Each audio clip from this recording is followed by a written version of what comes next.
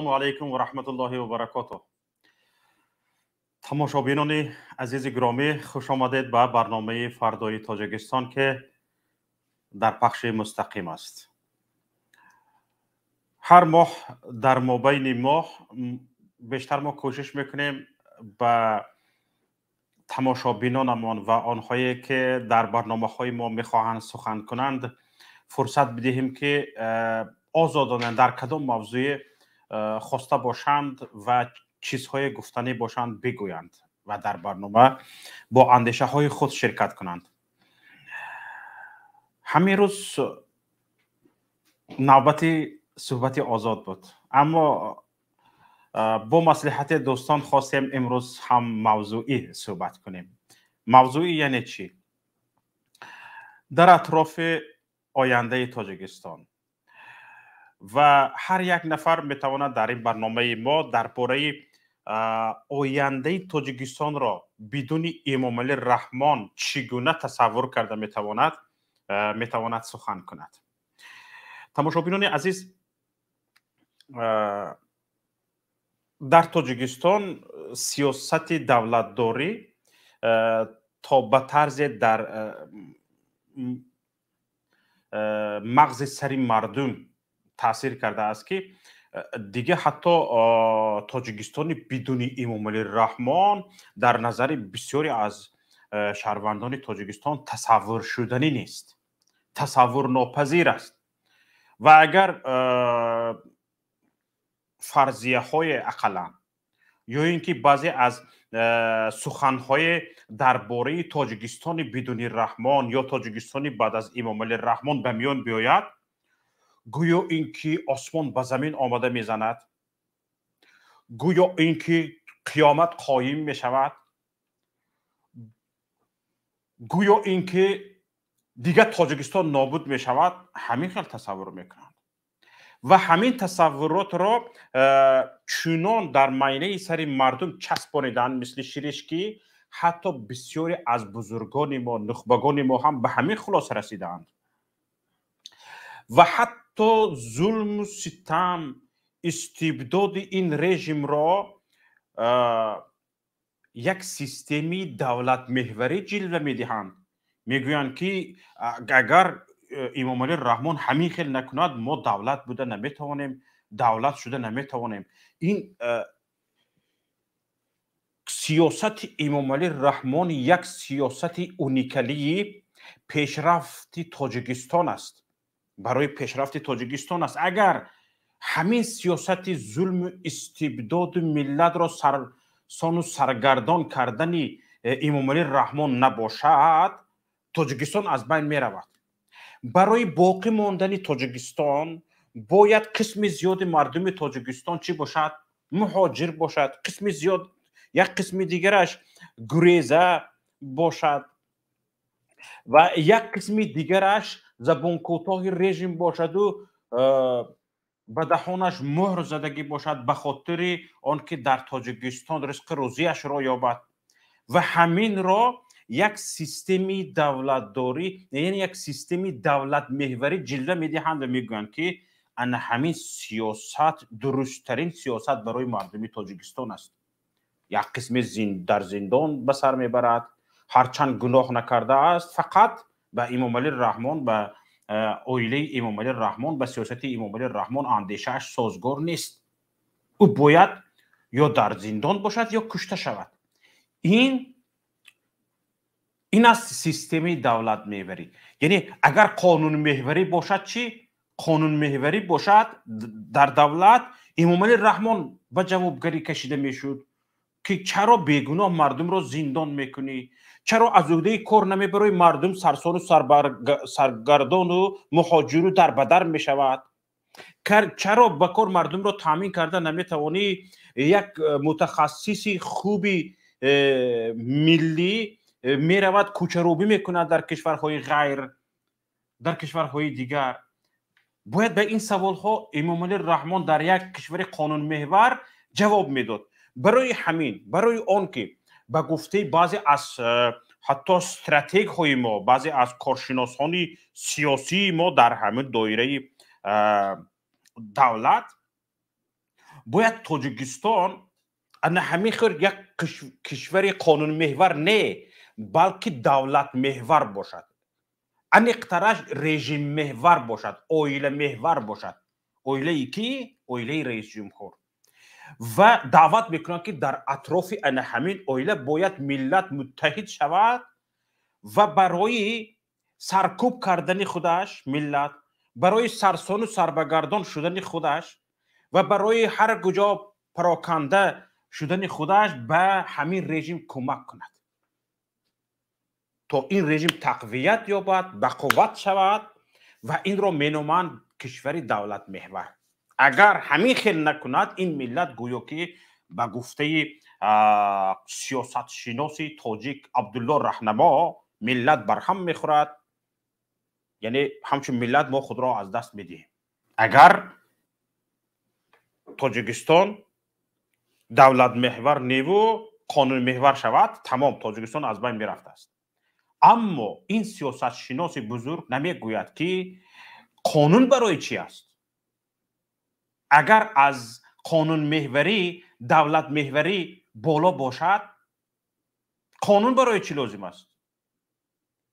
دولت تواند که به فایده های خودش برای بقای کرسیش از قانون رو تابد، سوء استفاده کند، مردم را بدون قانون جزا بدهد، به زندان اندازد. قانون چی لازم است؟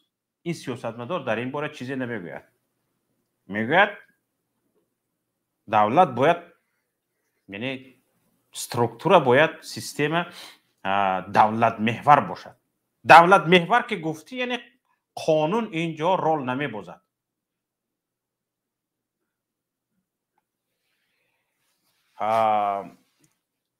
تاب نازک پیشوا رول میبازد،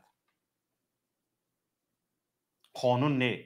یعنی در هر یک گوشه و کنار کشور، در هر یک گوشه و کنار کشور وقتی که یک کار آمده تنگ می شود، یک مسئله، دلخواه رئیس حکومت ناحیه گفته میتواند که اگر شکایت شود که قانون این خیلی در این قانون اینجا این خیلی گفته شده است، شما بر ضد قانون کار کرده شدید، دلخواه در تاجیکستان رئیس حکومت ناحیه گفته میتواند که قانون منم، اینجا قانون منم، این گپ من زده شده که قانون است، چون که به من از بالا فرمان شده که همین کار کن گفتگی همین گپ بالا قانون است.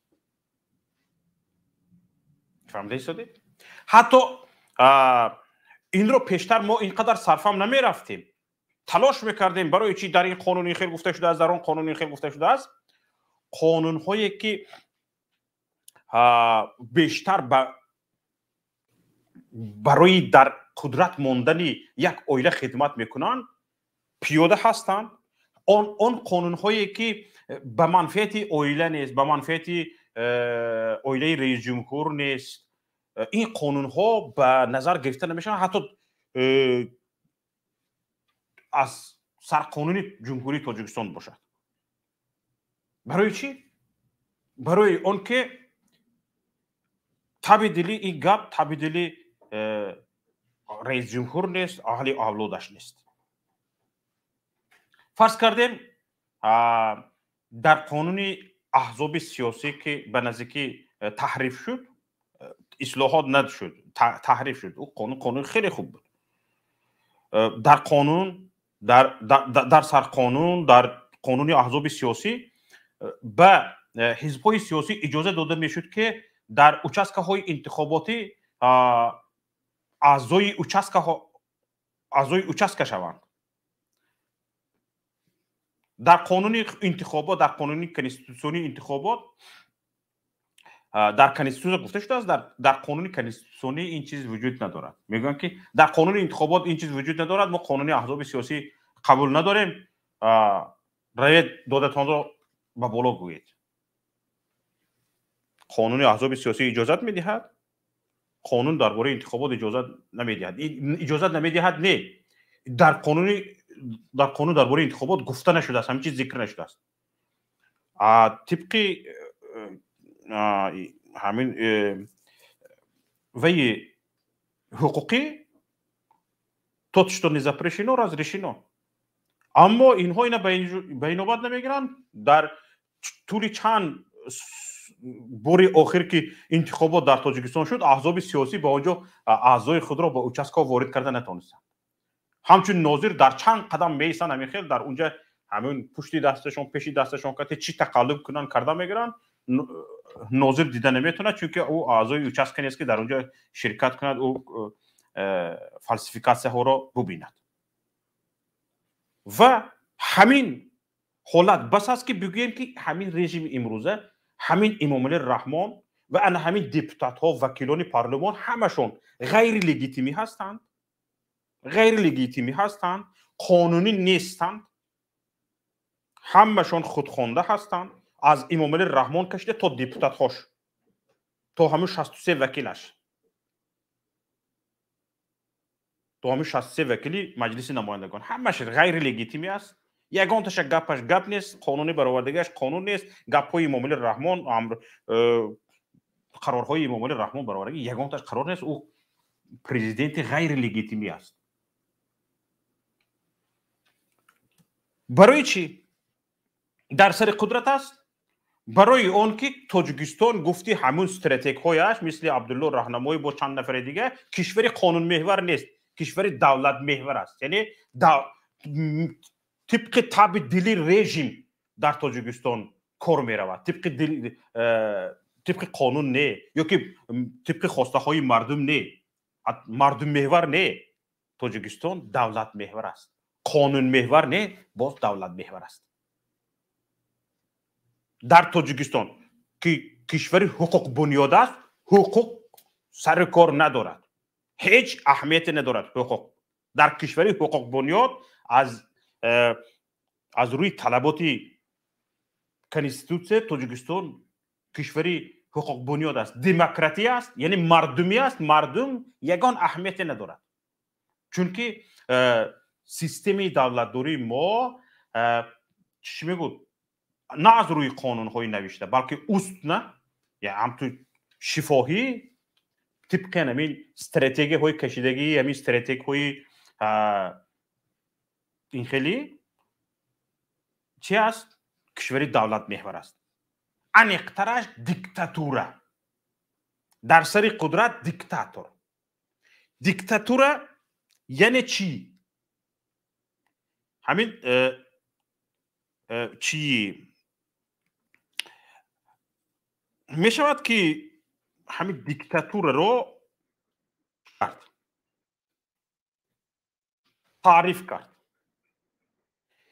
یک همچون نشانی عادی و ساده دیکتاتور همین که یک نفر به سر قدرت می بیاید و با آسانی نمی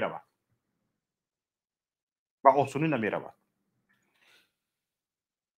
یگان مردم یگان خلق هیچ روی خنک یک نفر رو هیچ وقت 30 سال دیدن نمیخواهد این گپ دروغ است اکثریت خواستند که امامعلی رحمان در سر قدرت باشد همین گپ دروغ است انا همین خودفریبی است و انا همین خودفریبی ما 30 سال است امامعلی رحمان رو تحمل داریم و چشم پوشیدیم و حتی در تلویزیون صدایش شنیده شود تلویزیون را همه کشته میپرتاید اکثریت مردم تاجیکستان شبکه‌های تلویزیونی تاجیکستان را تماشا نمی‌کند به خاطر آواز خنک همین که به دلش زدگی است اما میگویند که پیشوای ملت اساسگذار صلح و وحدت چونان صدایش به دل مردم زدگی است که از پشت این مردم تلویزیون شبکه‌های تاجیکی را تلویزیون‌های تاجیکی را تماشا نمی‌کنند کشته پرتادگی هستند اگر در تاجیکستان یک نظرسنجی گذارونید باور دارم 80% مردم تلویزیون شبکه‌های تاجیکی را گوش تماشا نمی‌کنند یادم نرود و خاطرم یک 2-3 سال پیش بود به فکرم همین ابراهیم عثمان که سابق وکیل پارلمان سابق مشاوری پرزیدنت سابق دکانی فاکولته ژورنالیستیکا و یک کارشناسی ارشد کشور گفته بود که من تلویزیون های تاجیکی رو تماشا نمیکنم. سابق مدیر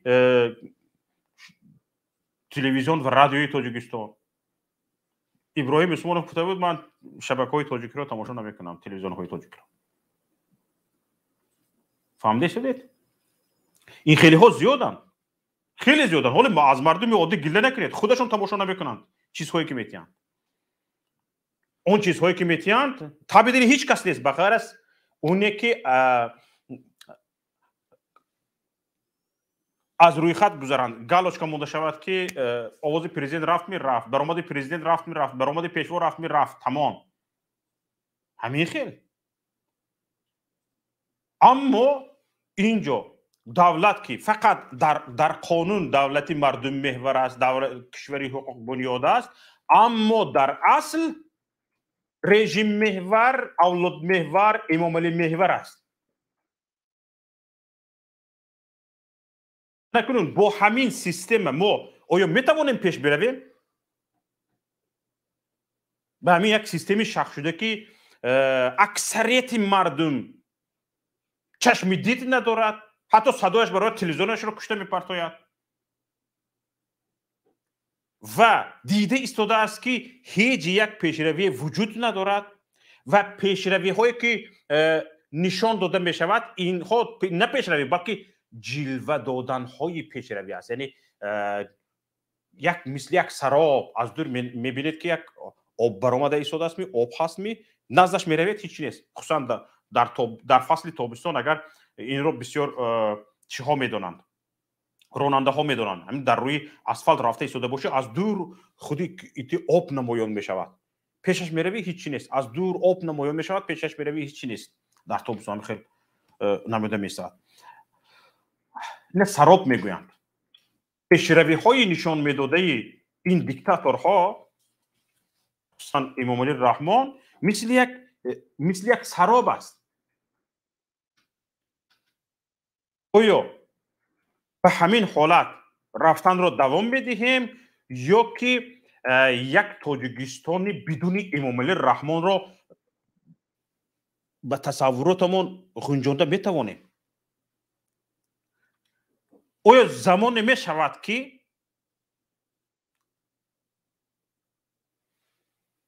امام علی رحمان میمیرد و تاجیکستان به امام علی رحمان میماند؟ می شود. پس تاجیکستانی بدون امام علی رحمان چگونه باید باشد؟ چگونه باید باشد تاجیکستانی بدون امام علی رحمان؟ از یکایی که شما سوال میکنم تماشابینان عزیز، هر نفر شما میتوانید در این باره فکرهای خودتون را بگویید. بعد باز در وقتهای خالی من بعض از گفتنهایم را دارم که انشاءالله ذکر میکنم. حقیقت بفرمایید.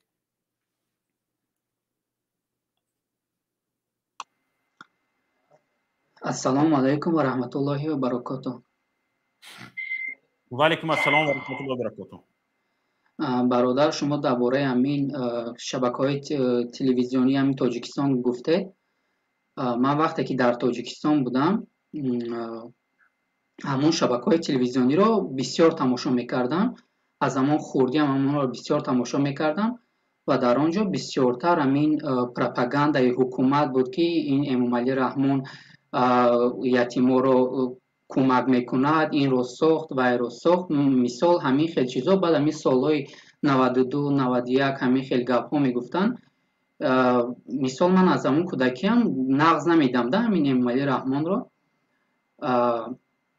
و مثال یکم چیزی الटरनेटिवی نبود، اینترنت نبود اون وقتا و تلفن هم نداشتیم، این اسمارت فون های حاضره برین و همین فقط شبکه‌های تلویزیونی رو تماشا میکردیم و در اونجا بسیار همین پروپاگاندا تا چه درجه پروپاگاندای حکومت سخت بود که مثال به همون کم کم باور میکردیم. و وقتی که اینترنت پیدا شد و مثال شما مخالفان برآمدید، هم برادران مبارز، ما فهمیدیم که مثال در دنیا چی گپ است و تا این دم نمیفهمیدیم. و این در کانال پیمان ملی بود، در کانال محیدین کبیری بود، یک ویدیو، یک نواری صلح تاجیکان برآمد که ما از اونجا بسیار چیزها را فهمیدیم. سلامت باشید. наташа эзроу устоди аршади донишгоҳи эссекс мегӯяд ки вақте ки ягон тағйирот дар ҳайати иҷроия нест, ин диктатура аст. вақте ки ягон тағйирот дар ҳайати иҷроия дида намешавад, яъне дар ҳукумати иҷроия, дар давлат се шохаи ҳокимият аст: ҳокимияти иҷроия, қонунбарор ва судӣ. бале, дар ҳамин ҳокимияти иҷроия раҳбараш президент, раиси ҳукумати тоҷикистон дар тоҷикистон президент аст, яъне Эмомалӣ Раҳмон аст. Эмомалӣ Раҳмон аз соли 92 то ба 2022 30 сол ин тараф тағйир ёфт. Эмомалӣ Раҳмон дигар шуд? Нашуд. яъне таърифи бисёр бузург лозим нест. вақте ки ягон тағйирот дар ҳайати иҷроия нест, ин диктатура аст. диктатура чист? фақат дикта мекунад. яъне хоҳишаш ин аст ки диктаи ӯ доим гӯш карда шавад. диктаи ӯ аз ҳамаи диктаҳо боло бошад. ҳарфҳои ӯ бояд иҷро шавад. қонун як тараф монад, диктаи ӯ бояд иҷро шавад. барои ҳамин ҳукуматҳои ноҳияҳо меравед, ягон чиз талаб кунед, қонун ман мегӯяд. мана гап зан. гап ин фармон аз боло мегӯяд. ҳеҷ агар гап зада натонад, мегӯяд ки аз дасти ман ҳеҷ чи намебояд, ин гап аз боло омадаги ин фармон. бародар акнун мана мебахшӣ ҷураҷон, ҳардумо хайр якдигаре дар як ноҳия мебинем, во мехӯрем, салом алейк мекунем, бам неӯ, аммо ин фармон аз боло. ҳеҷ гап гуфта натавонад, агар ҳамин қадар гап мезанад. нафари баъдиро гӯш мекунем.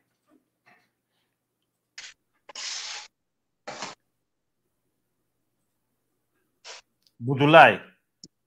салому алейкум ва раҳматуллоҳи ва баракатуҳ. ва алейкум ассалом ва раҳматуллоҳи ва баракатуҳ.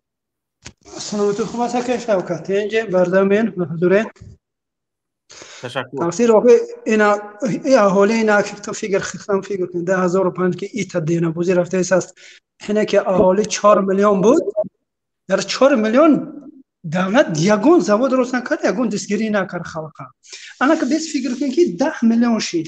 10 миллион ака дар 4 миллион ки дистгир канатунист, завод рост канатунист, халқа обеспечир канатунист. дар 10 миллион уже метунави корректинҷ карда ва мардума кор додан, қарор додан, нон додан осуна дига ки бес ина фикр кирд. 4 миллион ба дар 4 миллион наметунист.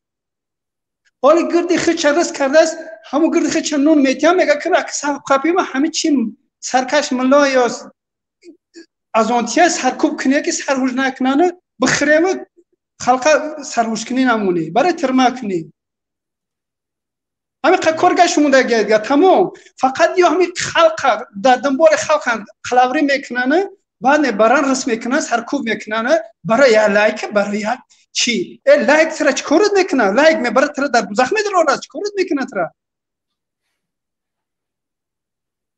مردم یا دهان گاب و یک قطعی گاب میزنه همیتا تا درونی جوگای خود لرزات میگیره ترا. تا ای لایک فکر کردن لایک بردن ترا تیا زاو چراست کن 100 کس جای کار میکنم خلق دوستت بدوره، خلق دستگیرت کنه، خلق خزاجی بای خودش یاردمت کنه که دولت آباد کنی. تو که تو سو ایمیگران بیسوش دیگه به حد بیسوش دیگه ساسوشه سو یا امامالی خودش کار پیش بردن نمیتونه برای که امامالی مالش یک زواچه راست میکنه هم قزورش میرسه و گرد وانا وقت خش کو میکنه بگو یتیمو چیکار میکنه رمضانو چیکار میکنه دیگه بیزنسمنو که در گرد دپوتات تو چیو جمع شدن و چیکار میکنه بگو فقط از دیمینه میخرن خو میرم بگی انا برای سرکوب کن گینا برای رست کنه ده چه بگی پاشه زنه بتی تا که دیگرش بترس کار خیلی کارش کنه و دستگیرت کنه دولت آباد کنه جا کم بغل میگیر رسم میکنی کم بغل فقط میبری میره کم بغل میبره بعد دیگه میتونی چیکار کنه بود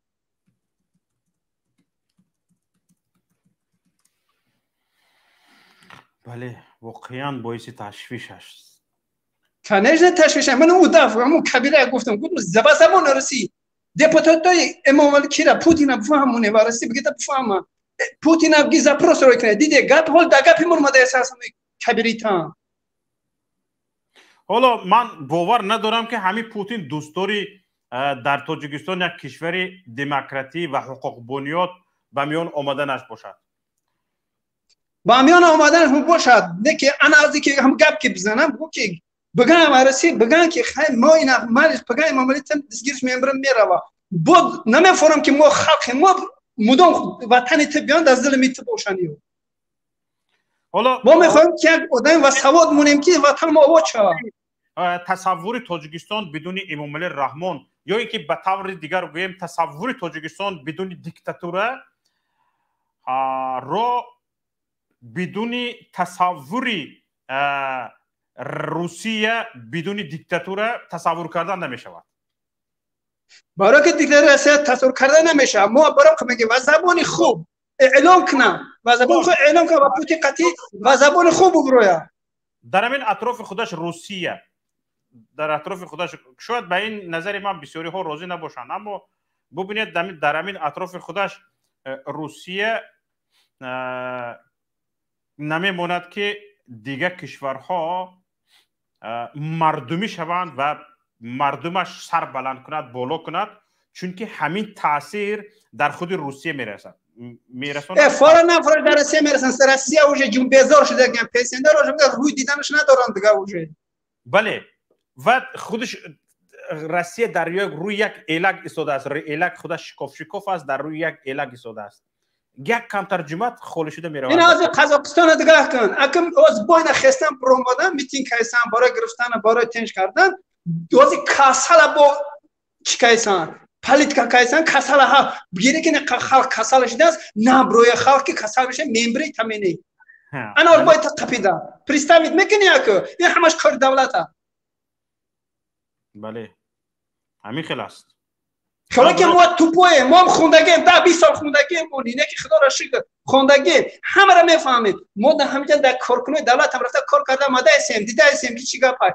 نه که خب کرده هستیم نه که ما را توپوه دیگه حساب نکنن ما امیگران هستیم ما در اینجا خونده هستیم نه که دوجا به ما رو وظیفه نمیده در اینجا ما خونده هستیم بله درست بیا قرارمونه تیم خودمون یک بیزنسی کنیم یا زواچه روز کنیم یا راه چی کیتا راه راست کردن میتونه خلقی خود راه راست کردن نمیتونه یا موضوع تا برآوردن نمیتونه کی راه په همر به کیتا میتی خلقی کیتا میتی پلامیتی به کیتا میروا بتیش به خلقی خدا بتیش به کارکنه خدا بتیش تا راه و بل کدن میکنن راست نمیتونه راه میتیان 10 میلیون شیعه 2 میلیون شمه پارتیم در مابین 2 سال راه تاریستون همش آباد میاد چین پلا به کیتا دادن خلق کیتا کار دادن بله در 300 سال راه که روز که و بوی کتاب کنی کتاب گیره بکشونه 300 سال امیگرانت ها در هر جا تیخ موتور کرده زم ای پیش زن فرزند شو 10 سال 15 سال دور شده ایسان فرودی فرزند شو خشینه دیسان فرزند شو ایرا برهاش دیسان پگای امروز که دز میشن خلاب میشن شوکشی مینن بعد با عیب دور که دیجا امیگرانت ها دیجا عیب دور با خلقی جا گناه گو مردکوش در روسیه کار مینن نه به فرزندش به تربیه میمونن بعد باید تربیه مادر قطعی میشه و برا نمیشه درست است یک خیلی 10 سالش و فرزندش گپ بزنم فرزندش میبخشد گپ قبیح میزنم چون چیش میگه ایروچی از پدر روش دلش پورا میشه که فرزند میگه من نمیگیره دیگه تشکر به شما برادر عزیز سلامت باشید یک زنگ از واتساپ قبول میکنیم الو الو الو الو نفری که از واتساپ زنگ زدید ما زنگ شما رو قبول کردیم بفرمایید و علیکم السلام و رحمت الله تشکر به شما با دقت تماشاگران میرسونم که به ما زنگ از واتساپ اومده است ما زنگ واتساپ رو قبول کرده هستیم همین نفر از واتساپ زنگ زده شدن در وقت گپ زدن این کس به واتساپ زنگ نزنید لطفا به وایبر زنگ زنید رقمی که به وایبر نشون داده شده است تو به این نفر خلل نرسونید حاضر همین تونگ تونگ ها همش نشانگر اون هستند که در واتساپ باز زنگ اومده شده است زنگ ها خیلی زیاد است. نفری از واتساپ زنگ زده که گپ زنید. سلام خود رو به همه میرسونم. و علیکم یک السلام و چیز رحمت الله. گفتنیم که تاجیکستان ما آباد است. ما از رحمانوف خرسند هستیم و شما را بارین آدمای پستی پلید دولت ما را خلل رسانده نمیتونه. از شما احترامانه خواهش منمایم که مردم تاجیکستان نه ایره بره نکنه. ما آبادیم. ما به درجه تینجیم. دولت ما که دولت تینجترین آبادترین بس کنه همی کاراتونه. جوانا را ایره بره نکنه. ای آدمو شما یا آدمای عقل نکنه ای کارو را. نخوا شما دولت خودتون هم خیل کنه. بسیار خوب. با یگان علاوه دیگر دارید؟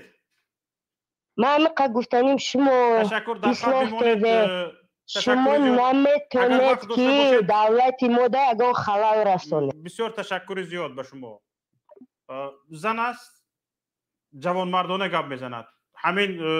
همین گونه سیاستی پیشوا پرستی رو خواهش دارد. میخواهد که امام علی رحمان نمیرد. 1000 سال دیگر باشد نمیرد.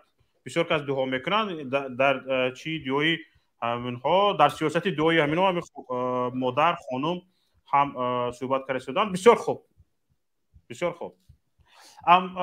حالا اگر خانم اگر شما وقت داشته باشید دیگرها رو گوش کنید. وقت نداشته باشید خیر خودتون میدونید. رفتم. نفر بعدی. سلام علیکم برادر. و علیکم السلام و رحمت الله. من یک وی من پیغام به همون مادر رسانه شتو 1 سال 2 سال دیگه امامون خودش کار کنه رسمی بیاد میگرند خرید بی بله سروک همون دیگه بیاد خدا خواه استغفر الله تمام. هم دور نیست. اما مسئله شبکه‌های تلویزیونی تاجیکستان با رفتن به روسیه یگان عیبش نیست. من پیشتر رئیس جمهور قرقیزستان چی بود نامش؟ اسکر اکایف روسیه کار میکند. استاد دانشگاه هست. کار میکند. فعالیت میکند. یگان عیبش نیست. استروکه میبیاد این آدم درست است. وای اسکر اکایف استاد دانشگاه است. پروفسور است. وای میتواند اومده چی کند. این امام علی رحمان شاید اومده دیخونی کند. دیگه چیکار میکنه؟ ایده که دوی اعلام میکنن. مسئله همین شبکه‌های تلویزیونی گفته همین چند سال تا کازی این سال آمده باشم اگر 2020 بود. همین 2020 ماهی فوریه یا مارت بود. همه اخبار 27 دقیقه گوش کردم. اخبار تاجیکستان 33 مرتبه یا 31 مرتبه نام همین اساسگزار سرو وحدت ملی پیشوای ملت محترم عالی جناب عالی امام علی عالی خری عالی گفتم خیر تعریف میکنن. بلن حقیقت گیجوه بله تو گیجوه تعریف میکنه. خری بود که تلویزیونش کنه. بسیار خوب. تشکر برادر. عظیم جان وهابوف دوست و برادر گرامی خوش آمدید به برنامه ما. تشکر که دعوت ما را پذیرفتید. سخن به شما. میکروفونتون هست. صدا هست. سلام علیکم به شما برادر شوکت جان و همچنین به همه تماشابینان شما. در خدمت هستم. واقعا موضوعی که شما در اینجا انتخاب کردید من چند دقیقه پیش از یعنی وقتی برنامه شما شروع شد در اینجا مراجعت گروه 44 از بدخشان را که در سامانه بامداد یعنی نشر شد واقعا آنجا تماشا کردم در یوتیوب. متاسفانه چنان شده است که همه چیز به همون پیشوا و جناب عالی ختم می شود و این یک متاسفانه خیلی مصیبت است برای کشور که همه وقتی ما میبینیم جامعه امروز بدخشان وقتی در مشکلاتن اونجا نفرها کشته شدند و تقریبا 2 ماه است که مردم بدخشان از اینترنت محرومند، با خارج از بدخشان ارتباط ندارند. وضعیت اجتماعی اقتصادی اونها به این هم بد شده است و باز هم مجبور میشوند که به همان یعنی در درون ناخنک پیشوایی که امروز کشور را به این ورطه هلاکت رسانده است به همون مراجعت میکنند. یعنی این واقعا برای کشور مصیبت است و موضوعی که شما انتخاب کردید واقعا موضوع جایی هست و من فکر میکنم که مردم تاجیک و ملت ما باید در فکر آن باشد، در فکر بعدی رحمانوف یعنی باشند که با این کشوری که در مدت 30 سال رحمانوف و این بدترین وضعیت اقتصادی و اجتماعی رساند و همه چیز به او ختم می شود، مثل یعنی قضیه هایی که در چند روز گذشته در قزاقستان دیدیم و امروز هیکل او سرنگون می شود، خیش تبارش فرار میکنند و امروز من فکر میکنم این یک سیگنال بود به رحمانوف، باید فکر خودش رو یعنی بکند، فکر عائله‌اش رو بکند و مردم تاجیک هم باید در این فکر باشند که آینده این خانواده و این پیشوا باز هم در درون ناخنک حتما همین است. و همین خاطر باید که ما در فکر یک کشور بعدی رحمانوفی باشیم و این پلان را باید خودی ملت تاجیک باید که بریزن. بله، حالا ببینید یک نفر بریوس بوئنو دمیسکیته پروفسور سیاست شناسی دانشگاه نیویورک میگوید که وقتی قدرت در دست چند نفری محدود است، فساد، رشوه‌خوری، شانتاژ، طمع‌جویی و امثال این جنایت‌های بزرگ به خاراکتر دولتداری مبدل می شود. یعنی اینها خودشان را عوض شونده نمیدونند، جایشان به این باور هستند که جایشان را هیچ کسی دیگر گرفته نمیتواند و جسارت پیدا میکنند که به جنایت هم دست زنند، جسارت پیدا میکنند که به دزدی غارت هم دست زنند و در همین حالت وقتی که به جنایت دست زده میبینند، به غارت دست زده میبینند، مال مردم رو غارت میکنند، کسی هیچ چیز نمیگوید، این جسارتشان دوچند میشود. وقتی که این جسارت دوچند شد، ملت غارت میشود، ملت رو به قشاقی میبیارد، اینها برآمده رفته هم میگیرند بالا. و آیا بدون همین حالت رو، یعنی به همین حالتی که به یک چند نفر محدود جسارت داده شده است که ملت رو غارت کند و آنها جسارت پیدا کردند که مال دارایی‌های ملی را از خود کنند، به آفشورها بفرستند، آیا همین بدون همین ها ما تاجیکستان را بدون همین کار چگونه میتوانیم تصور کنیم؟ آیا این شدنی است یا نیست که تاجیکستان بدون همین ها بوده باشد؟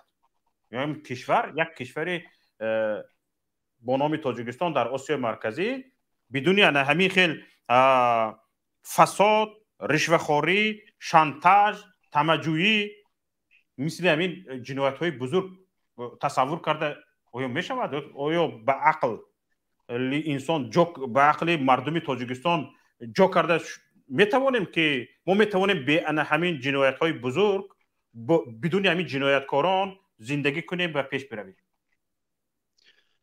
چرا نه؟ ما تجربه های زیادی داریم در سراسر دنیا و دور نمیرویم. در همین همسایگی های خودمان در افغانستان چند ماه پیش و چند سال پیش در ازبکستان بعد اسلام کریموفی و در قزاقستان چند روز پیش که خیلی که من اینجا اشاره کردم، یعنی یک سیگنال بود برای تاجیکستان. کلانی نظربایفی از بین رفت. این خانواده که خیلی که اکثر تحلیلگران هم در قضیه قزاقستان تحلیل کردن و گفتن پیشتر و که علاقه دیگر وقتی نظربایف و خانواده او تمام شد و همان قضیه هایی که در قزاقستان، وضعیتی که در قزاقستان هست، همان پیشوایی که اونها دوران معروف به البسی، همون عیناً در تاجیکستان است.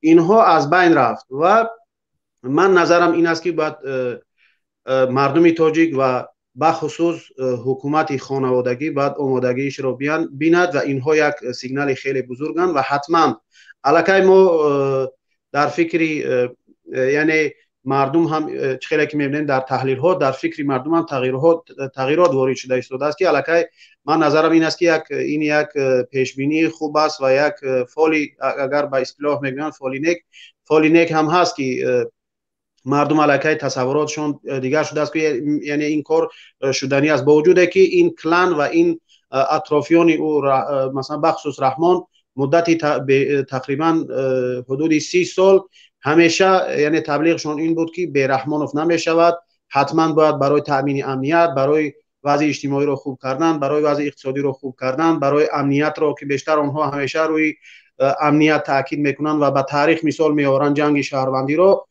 که به رحمانوف این کارها نمیشود. این یک دروغی محض بود و مغزشویی بود. با این راه بین ملت بین مردم کشور جدایی انداختن، اختلاف انداختن، مردم رو در 2 میلیون رو در روسیه نگه داشتن. یک یعنی گروه بزرگی دیگر امروز در کشورهای اروپایی و سراسر دنیا از یعنی ظلم این رژیم فرار کرده است و امروز هم یعنی بدخشان رو در یک محاصره گرفتن و تمامی مردم رو در یک حالت گرفتن گویا که به رحمانوف به این یعنی رژیم خانوادگی نمیشد. ولی خیلی که من گفتم الکی سیگنال ها از کشورهای همسایه و همچنین از تغییراتی که در منطقه به وجود آمده است ما بر این من شخصا بر این نظر هستم که یعنی عمر این خانواده و عمر خانواده های یعنی که مدت های دراز در حکومت بودند به پایان رسیده شده است و ما یعنی باید که انتظاری حتما تغییرات جدی باشیم و آماده یک حکومت و یک نظامی بعد رحمانوفی باید باشیم. بله، یعنی باید خصوصا شخصانی که یک دانش دارن، یک فهمش دارن، صاحب اندیشه و افکار خود هستند، یعنی صاحب علم هستند، امروز باید تصور این رو داشته باشند یا که یک برنامه یا نقشه این رو داشته باشند که به کلشان گنجونند که باید یک به حکومتی بعد رحمانوفی آماده شد و این همه رفتنی است. این رحمانوف هم میمیرد اگر چند که عمر دراز داشته باشد. اگر ما فقط در همین حالت رحمانوفی زندگی کردن رو بپذیریم، رحمانوف مرد چی میشود؟ حالا بسیاری ها در اطرافش بودگی و 1000 ساله شود، 100,000 ساله شود گفته دعا میکنند. خیر این گپ ها، این دعاها هم ریالی نیستند، دعاها هم شدنی نیستند. هیچ کس به دنیا ستون نمی شود. با این تخیلات زندگی کردن هم ما رو به دور برده نمی رسوند. اما ببینید که رحمانوف مرد امروز یا فردا، از دنیا رفت. بعد از آن چی؟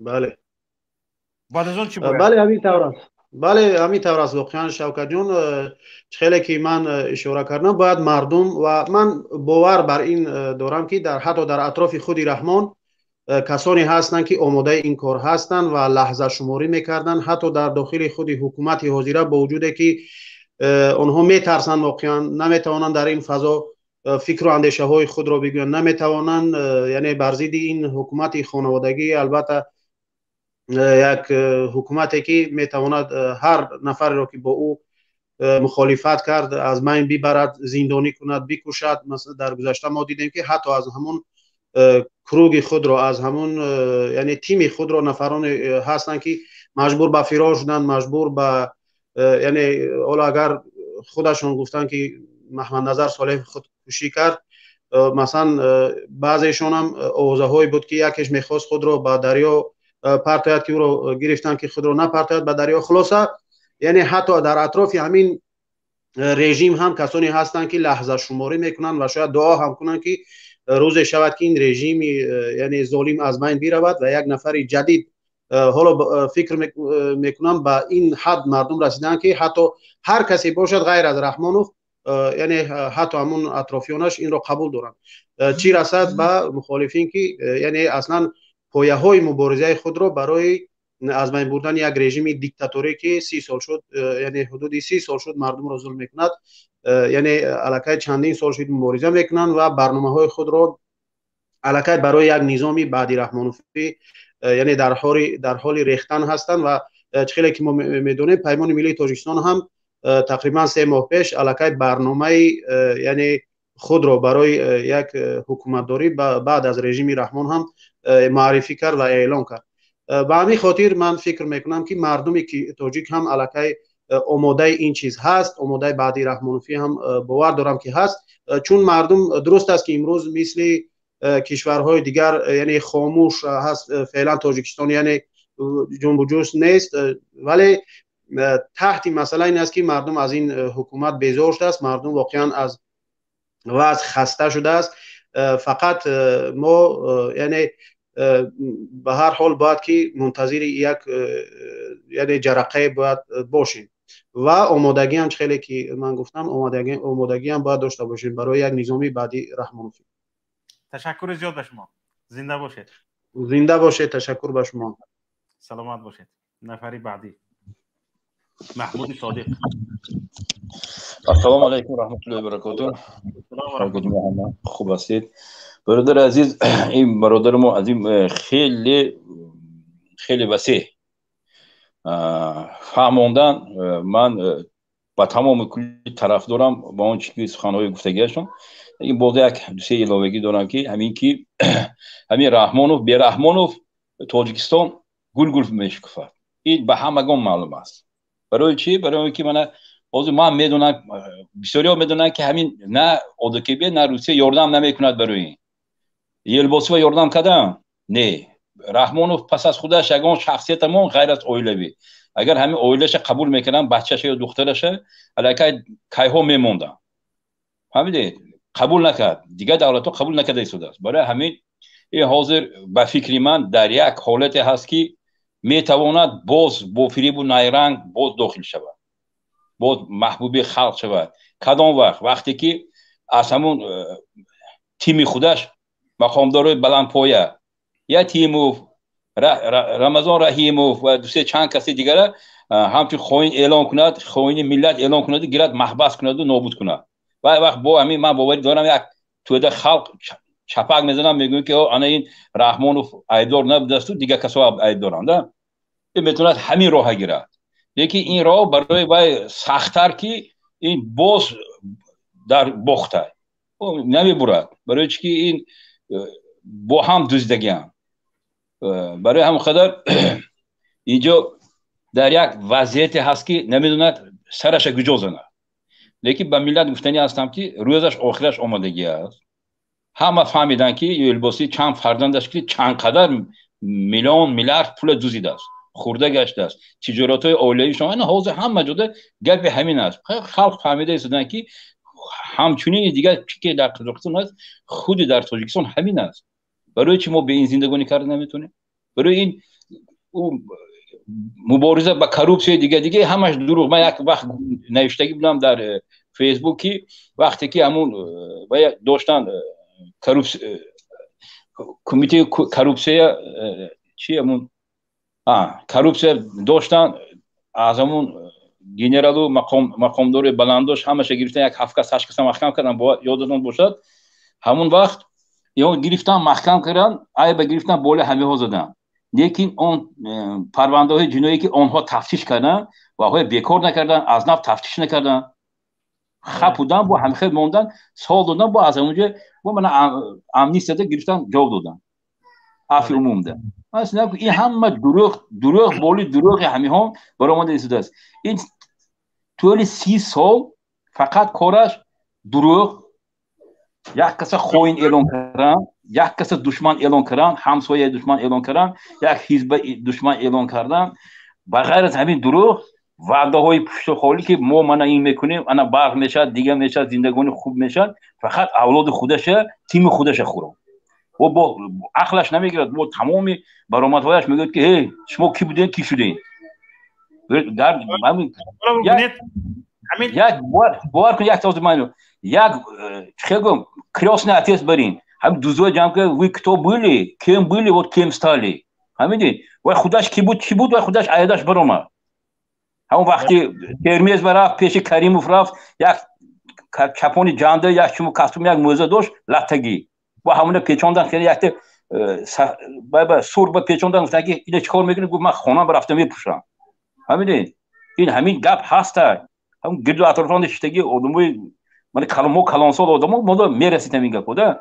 برای همون قدر من سیدم که این گوشنه شکمی سیری نداره. باور کنید ما به این همین اولاد رحمانو خیلی خوب و آزاد زندگی میکنیم. من باوری دارم. برای هم قدر سرجم شدم در کل این همین تخم ریشه کنم کردن. همون این که اگر برای فرزندای خودش، برای آینده فرزندای نبیری و اولاد خودش که رحم نمیکنه، برای که بعد از این مردن فقط لعنت خدا، لعنت الله گردن فرزنداش میشه. اینا خوب میدونه. نخواد تو برای فرزندات که خوبی نمیکنه، برای مردم خوبی میکنه. این آدم ناسالی، من گفته بودم که این ناسالی موده. این به بعد این ستاره ناسالی میگفت. این ما خاص نه ستاره اعلان کردن، ستاره این ستاره ما هم گذشت، آفتاب هم گذشت. خدا من خودش چی فکر میکند؟ فهمیدی؟ درست. تشکر. همینجا شما ناسالی میگفتید. سخن یک بزرگ رو من اینجا برای خودم گرفته بودم. نگاه کنید چی میگه. رفتار بد دیکتاتورها یک پاتولوژی مادرزادی نیست که یک رهبر پسیکوپاتیک به سر قدرت آید و بالای سر مردم حکمرانی طولانی کند، بلکه خودی تحمل زیاد مردم چنین مدل دولتداری رو به میان میبیارد. این امام علی رحمان هم یک پسیکوپاتیک یا که دیکتاتور تولد شدگی نیست. این رو ما خودمون دیکتاتور کرده هستیم. این رو ما خودمون همین تحمل زیاد مردم این رو ناسالم کرده است. یک دوز رفته یک جای رو میدزدد، صاحب خانه شکایت نمیکند. این دوز جسارت پیدا میکند. جسارت دزدی بیشتر پیدا میکند. وقتی که امام علی رحمان به دزدی اموال دولتی دست زد، حتی به بودجه دست زد است. 5% بودجه تاجیکستان رو میگیرد، هر سال به کیسش میزند. این زیاد شد، خیلی زیاد شد. همون دولیش، یعنی فوند پرزیدنتی میگیرد. یکان خیلی گزارش نمیداد که این پول رو به کجا صرف کرد. فقط رسما میدزدگیش 5% بودجه تاجیکستان است. حالا دیگه دزدی هایش رو حساب کرده نمیتوانیم. شاید این رقم های ما میدونستگی با دزدی های امام علی رحمان بسندگی نکنه. تشکر برادر عزیز. سلامت باشید. نفر بعدی. السلام علیکم. و علیکم السلام و رحمت الله و برکاته. امیدوارم خوب هستین شما. زنده باشید. بفرمایید. من کمتر همین برای مردم همین روزه مردم تاجیکستان کمتر گپ دارم. برادران شما نیوژل همین ما همین رنگ امام علی بچه ها ما را نقض نمیبینیم. من به فکرم به فکرم همین تاجیکستان اکاش جان همین امام علی بچه هاشو نقض میبیند دیگه. همه از بچهش بیزار هم نگاه میکنی دیگه. همه مردم ما از بچه بیزار، بچهش غلام شدگی رسیه آزاد کشیده است. با میبرد اینجا میگد امام علی زور، امام علی صدفایز، شما هیچی کار کردن نمیتونید. ای خدا خواه ما همون امام علی تا هم زدنی میکنیم که رفته نصیب باشه، چپه میکنیم. خدا خواه همون ذات همش پیش مردم به سود مردمی میشه جواب میده. همون امام علی هایی که همین روز بچه هاش دوست میدارن که همون که مردم یک تنان کشته است یک نمود که همون بچه هاش آرام زندگی کنن. این مردم ملت عزیز نیوژلی ما رنگ همون بچه ها ما را دوست نداریم. ما امروز پادپیس همانیم که بچه ها ما غلام شدگی روسیه بررسی اروپا دیگه طرف دنیا میرن پول کار میکنن، سوم جا میکنن، با ما را رای میکنن. گوجود و محبت ما به نیز بچه های خود ما یک امام علی فرزنداش دوست میدارد دیگه. ما یگان دوست داشتن نمیتونیم. چی بلای مردم ملت زمین ما را فروخته است. زمین ما را فروخته است. تمام چیز ما فروخته است. فرزندان ما را غلام کرده است. با میبرین اینجا دفاع از همون ظلم و ظالمی میکنیم. و بس بودگی کمتر یک ناموس گفتگی همین مردم ده ناموس همین صحابه های پیامبر شجاع میگفتن والله الان امروز صحابه های پیامبر صحابه هاش قطعی میگن در روی من و شما بین امت توف میکرد که شما چخیل امت یک مظلوم پیدا شدین در اینجا. تشکر زیاد بخشی شکر شوکت جان همین روز یک نواستی ها را تماشا میکنی یک چه گریت هم دلت چی میشه که آخی نخواد ما رنگ همون امام علی فرزندان ما را دوست نمیداریم که امروز غلامی را به سر گرفتیم. همین روز یک چیز نیو فرزندای تاجیک مرده رفته است در کوچه های همین فدراسیون روسیه مرده رفته است نگاه نمیکنن فرزندا را زده استن تا 6 ماه کودک ما را بردن کشتن. کجا اون محبت امروز مردم ملت این تاجیک؟ ما فلانچی داریم خدمتانچی داریم ما داشتیم نه که کجا شد امروز نیست دیگه. اما مادری تاجیک دیگه نه سینا تولد نمیکنه دست همین به معرفت های دیگه. اما مادری تاجیک نه سینا تولد میکنه نه رودکی تولد کرده است نه بنش بودگی ساخیر. تشکر زیاد برادر عزیز سلامت باشید. یک زنگ از وایبر بعد از آن واتساپ. الو نفری که از وایبر زنگ زدید بفرمایید. سلام علیکم. و علیکم السلام و رحمت الله و برکاته. شام بخیر برادر. شام شما هم بخیر باشد بفرمایید. برادر عزیز میخواستم بگم که امو شخصی که صحبت کرد با شما حاضر درباره صحابگان گفت بر ما توف میکنند این خیل میکنند. همون برادر بگو که از برای الله نه که اگر خواست فی سبیل الله جواب تیه. اما میخواستم بفهمم که صحابه ها در کدام راه آنها خودشان شهید کردن در کدام راه خود جانشان فدا کردن. برادر برآمدگی از برادر عزیز. من راستی نه طرفدار وایشم نه طرفدار شمایم. من میخوام که در کی جایی که وطن ما آباد باشه یعنی مثل که محمد اقبال با شخص من اینجا کانال شما است وای نیست من میخوام با او برسانم که همین صدای من به همون میروه یعنی با دوستای الله هر گپای قبیح نگه یعنی دین اسلام پس نکنه مردم یعنی دموکراتی میخواه من مردم دموکراتیک نه. حالا صبر برادر عزیز دوستانی که الله کی هستند که با اونها گپ قبیح گفته شده است ما هم فهمیم. یعنی محمد اقبال بسیار گپای قبیح میگه یعنی که طبق قانون آیت و حدیث رفتار نمیکنه اولا نمیاد. بسیار خوب. حالا همین در رو بروی تو شما محمد اقبال رو میبینید.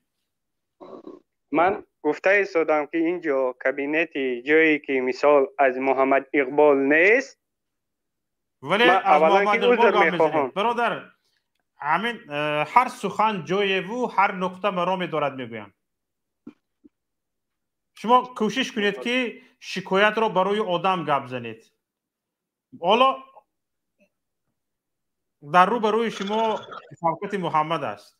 یگان کمبودی از من دیده باشید و چیزهایی که شما میگوید مجرمش من باشم گپ زنید من اصلاح شوم.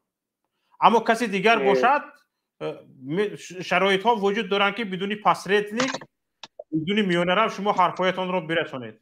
جرأت کنید برادر عزیز شجاعت کنید. سلامت باشید. انشاءالله شجاعت میکنم. من امروی یگان چیزی دیگر برای یگان گپ دیگر برای تصوری تاجیکستان بدون امام علی رحمان یگان چیز گفتنی هستید؟ الله طاغوتا را خود ذلیل کنه. زنده باشید. نفری بعدی از واتساپ زنگ قبول میکنیم بعد از آن باز نفرانی که به استودیو وارد شدن به آنها نوبت میدیم. الو واتساپ. الو السلام علیکم. خوله مریم بی شریف السلام علیکم. صداتون السلام علیکم و رحمت الله و برکاته. مریم بی شریف زاده. بسیار خوب. من اینجا پیش از سخنرانیتان سوال به میان میگذارم و میخوام از شما به همین سوالم جواب بگیرم. شما тоҷикистонро бидуни Эмомали Раҳмон чӣ гуна тасаввур мекунед? Ба миллат оё барои ҳукумати Бадраҳмоновӣ омодагӣ бинад ё набинад, ё ин Эмомали Раҳмон ба дунё сутун мешавад? хоҳиш мекунам дар ҳамин бора суҳбат мекардед. بسیار خوب. شما بگید که اولم خدا آخرم خدا آنگاه خدا روزهای اخیری این ظالم تروریست گنوسید گذراندگی که در تاجیکستان امامعلی رحمانов میباشد. این روزهای آخر است. Разрешите мне говорить на русском языке. Почему? Потому что весь мир нас слышит. Хотят узнать. Вы разрешаете мне на русском языке говорить? Майнаш, габзанец.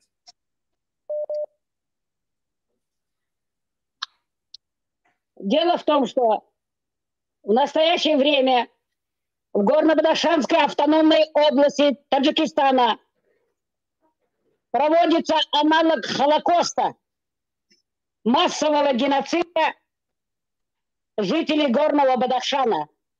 На них навешивают ярлык террориста, экстремиста и преступника.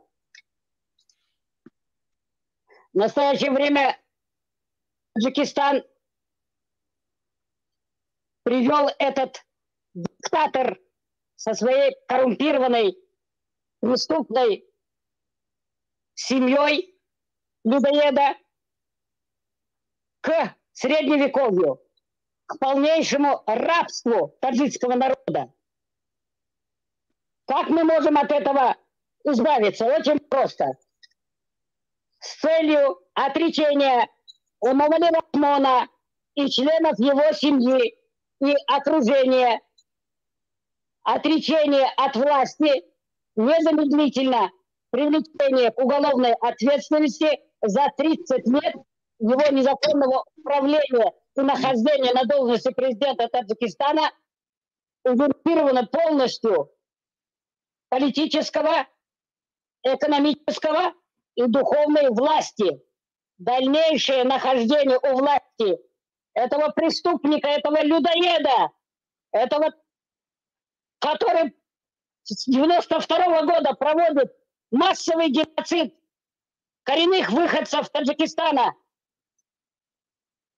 привело к обнищанию народа и гибели таджикской государственности из-за его полнейшей коррупционной деятельности, которую он создал от мала до велика. Я еще раз повторю, что преступник, убийца, террорист убивает одного человека, а коррупционная сеть государства уничтожает государственность в целом, весь народ и его экономику. То есть это государство не будет существовать. В связи с этим обращаюсь ко всем демократическим, светским, настроенным политическим силам таджикистанцев во всем мире и в Таджикистане за границей к созданию временного правительства национального спасения Таджикистана. Временное правительство национального спасения Таджикистана. Экстренно ведется переговоры со всеми заинтересованными, здоровыми политическими силами Таджикистана, не только в Таджикистане, за границей, но во всем мире. Политическая, экономическая программа национального спасения Таджикистана имеется, разрабатывается к 5 февралю 2022 года. Поэтому другого выхода у нас нет. Этот несчастный вор никогда не насытится. И то, что он сейчас вводит в заблуждение многие государства, что Горно-Бадахшанская автономная область, его жители, преступники, это неправда. Почему? Потому что в феврале 1993 года, когда первый раз он был в Китае, он в действительности продал эту территорию. Почему? Потому что несметные богатства находятся на этой территории.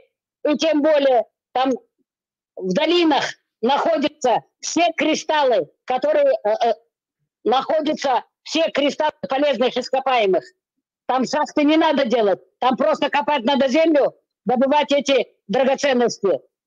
Это как раз-таки природно обогащенный уран и редкоземельные металлы, и драгоценные камни, и золото, и серебро, все, что нужно.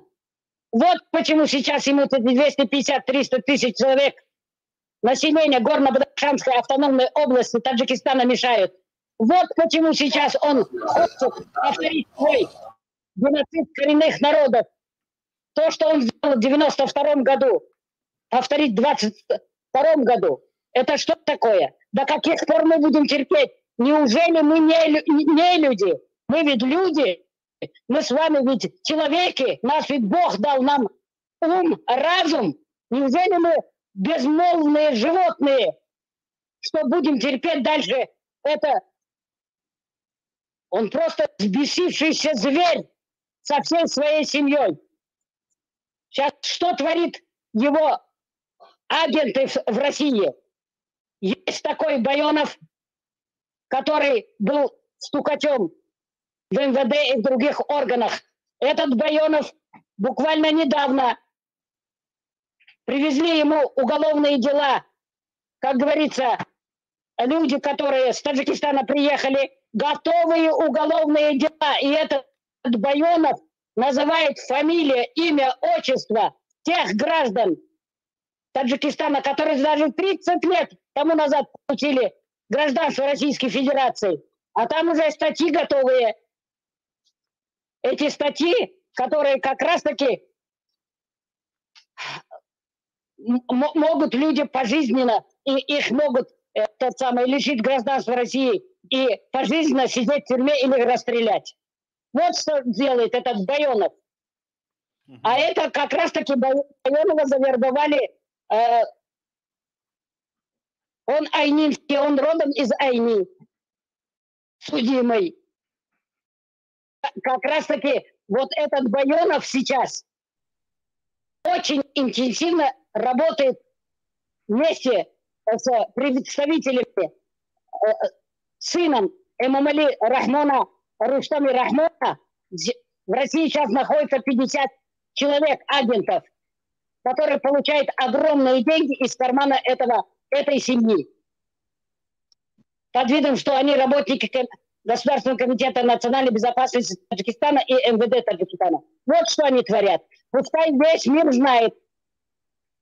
Байонов, стукач, который против своих граждан за деньги давал показания против честных, порядочных людей Таджикистана, граждан России, а сейчас полностью подписывает эти фальсифицированные уголовные дела, готовые эти уголовные дела, туда вставляется полностью данные, фамилия, имя, отчество граждан Таджикистана, которые почти 30 лет получили гражданство Российской Федерации.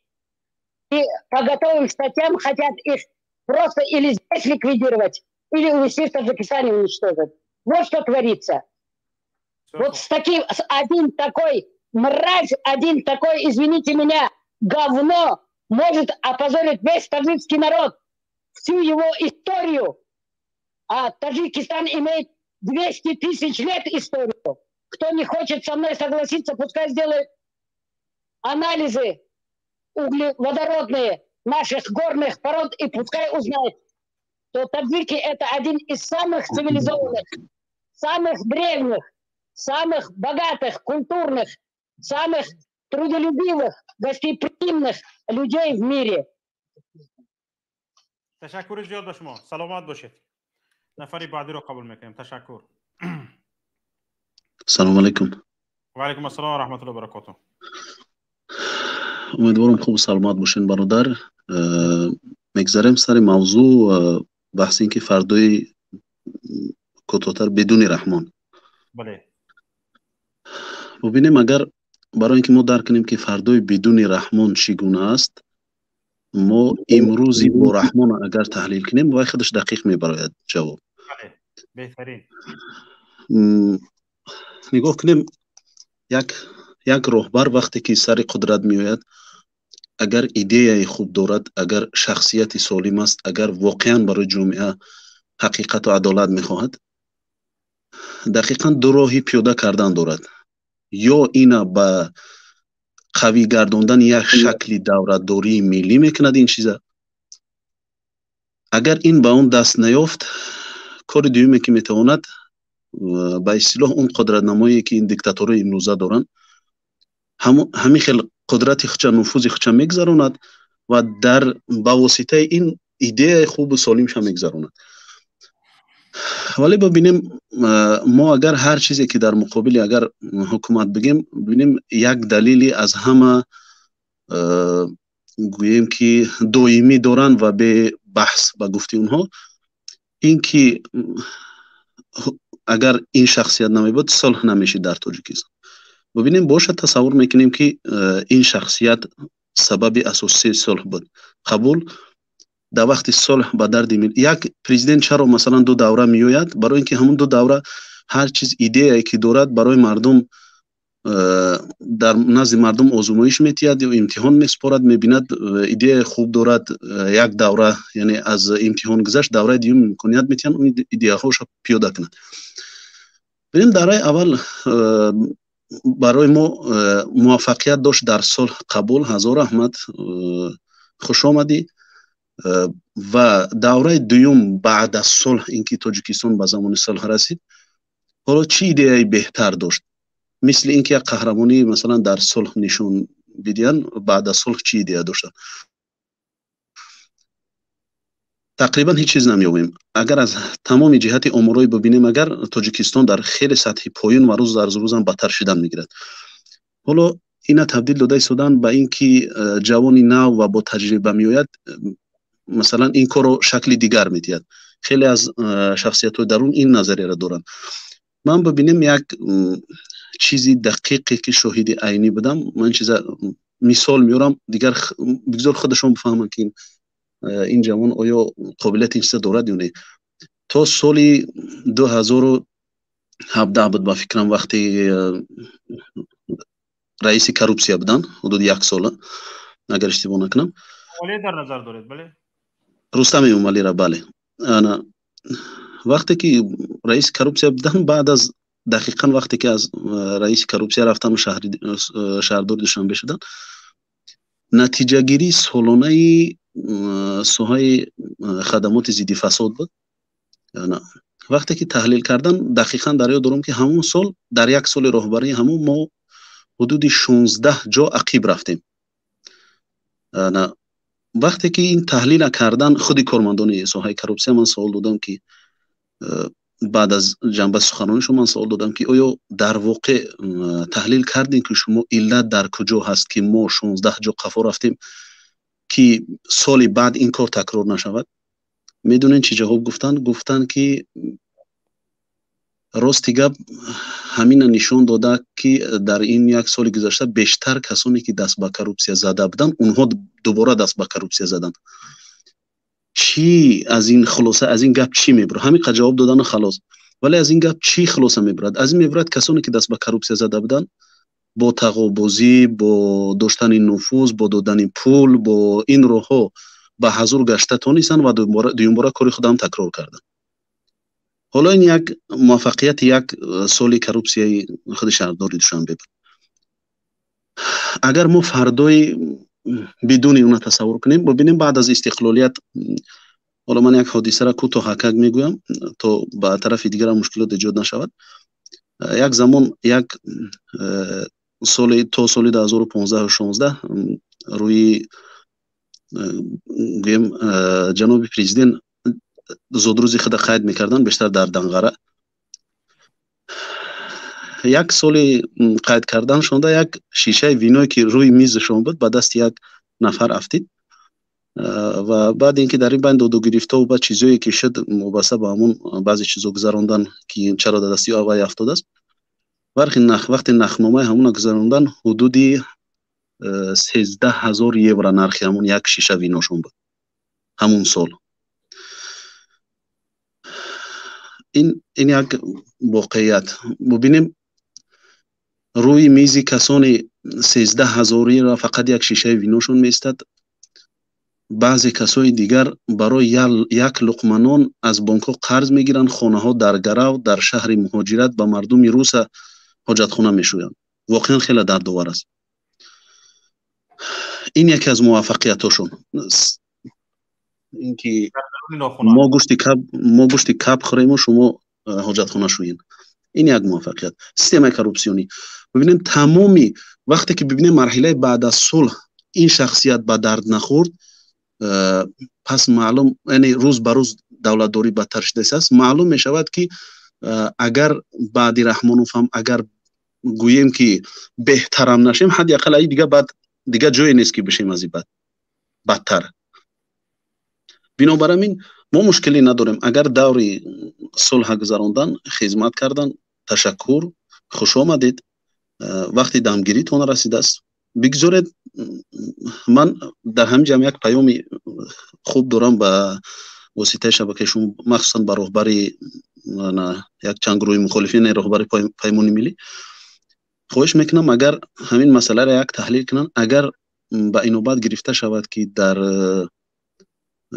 بسر در عوض شدن قدرت، اگر کسی که سر قدرت میآید در قسم، اگر همین جمله جا کرده شود که پرزیدنت در برابر اینکه قسم خورد که مثلا ما حقوق را رعایت میکنیم و چند پونکتی که در قسم جایگیر است، در برابر این پونکت هم جا کرده شود که ما مثلا من از 2 دوره حتی اگر ملائکه باشم زیاد نمیرم، نه بهترین اقدام است. بله. مخصوصا در کشورهای آسیایی. پایداری و پایندگی یک نفر را به دراز مدت کفالت میدهد، همش تغییر داده شود، برداشته شود. بله نگاه کنیم مثلا، یعنی همین چیز دقیقاً بگذار در بین مردم با ثبت قسم بخورد که اگر من فرشته هم باشم بعد از 2 دوره از قدرت کنار میبند، دیگر این دوغه بر ملت تاجیک جو نمیکنن. این یک مسئله.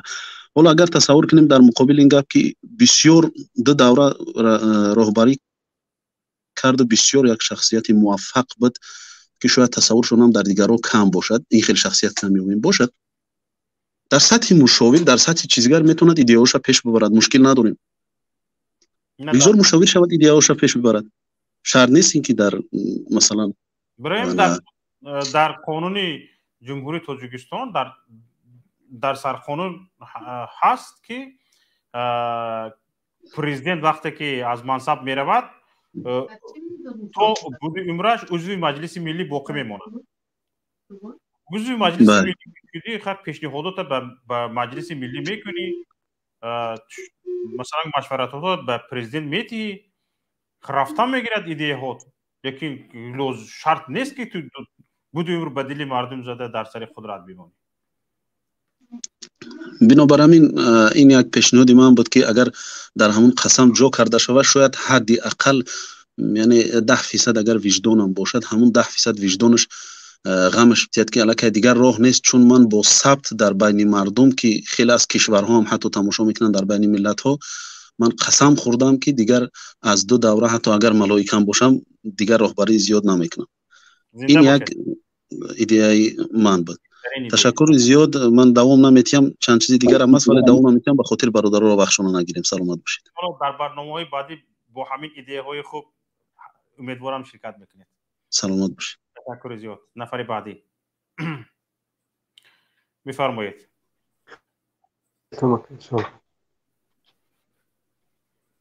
گپ زدید برادر. سلام علیکم.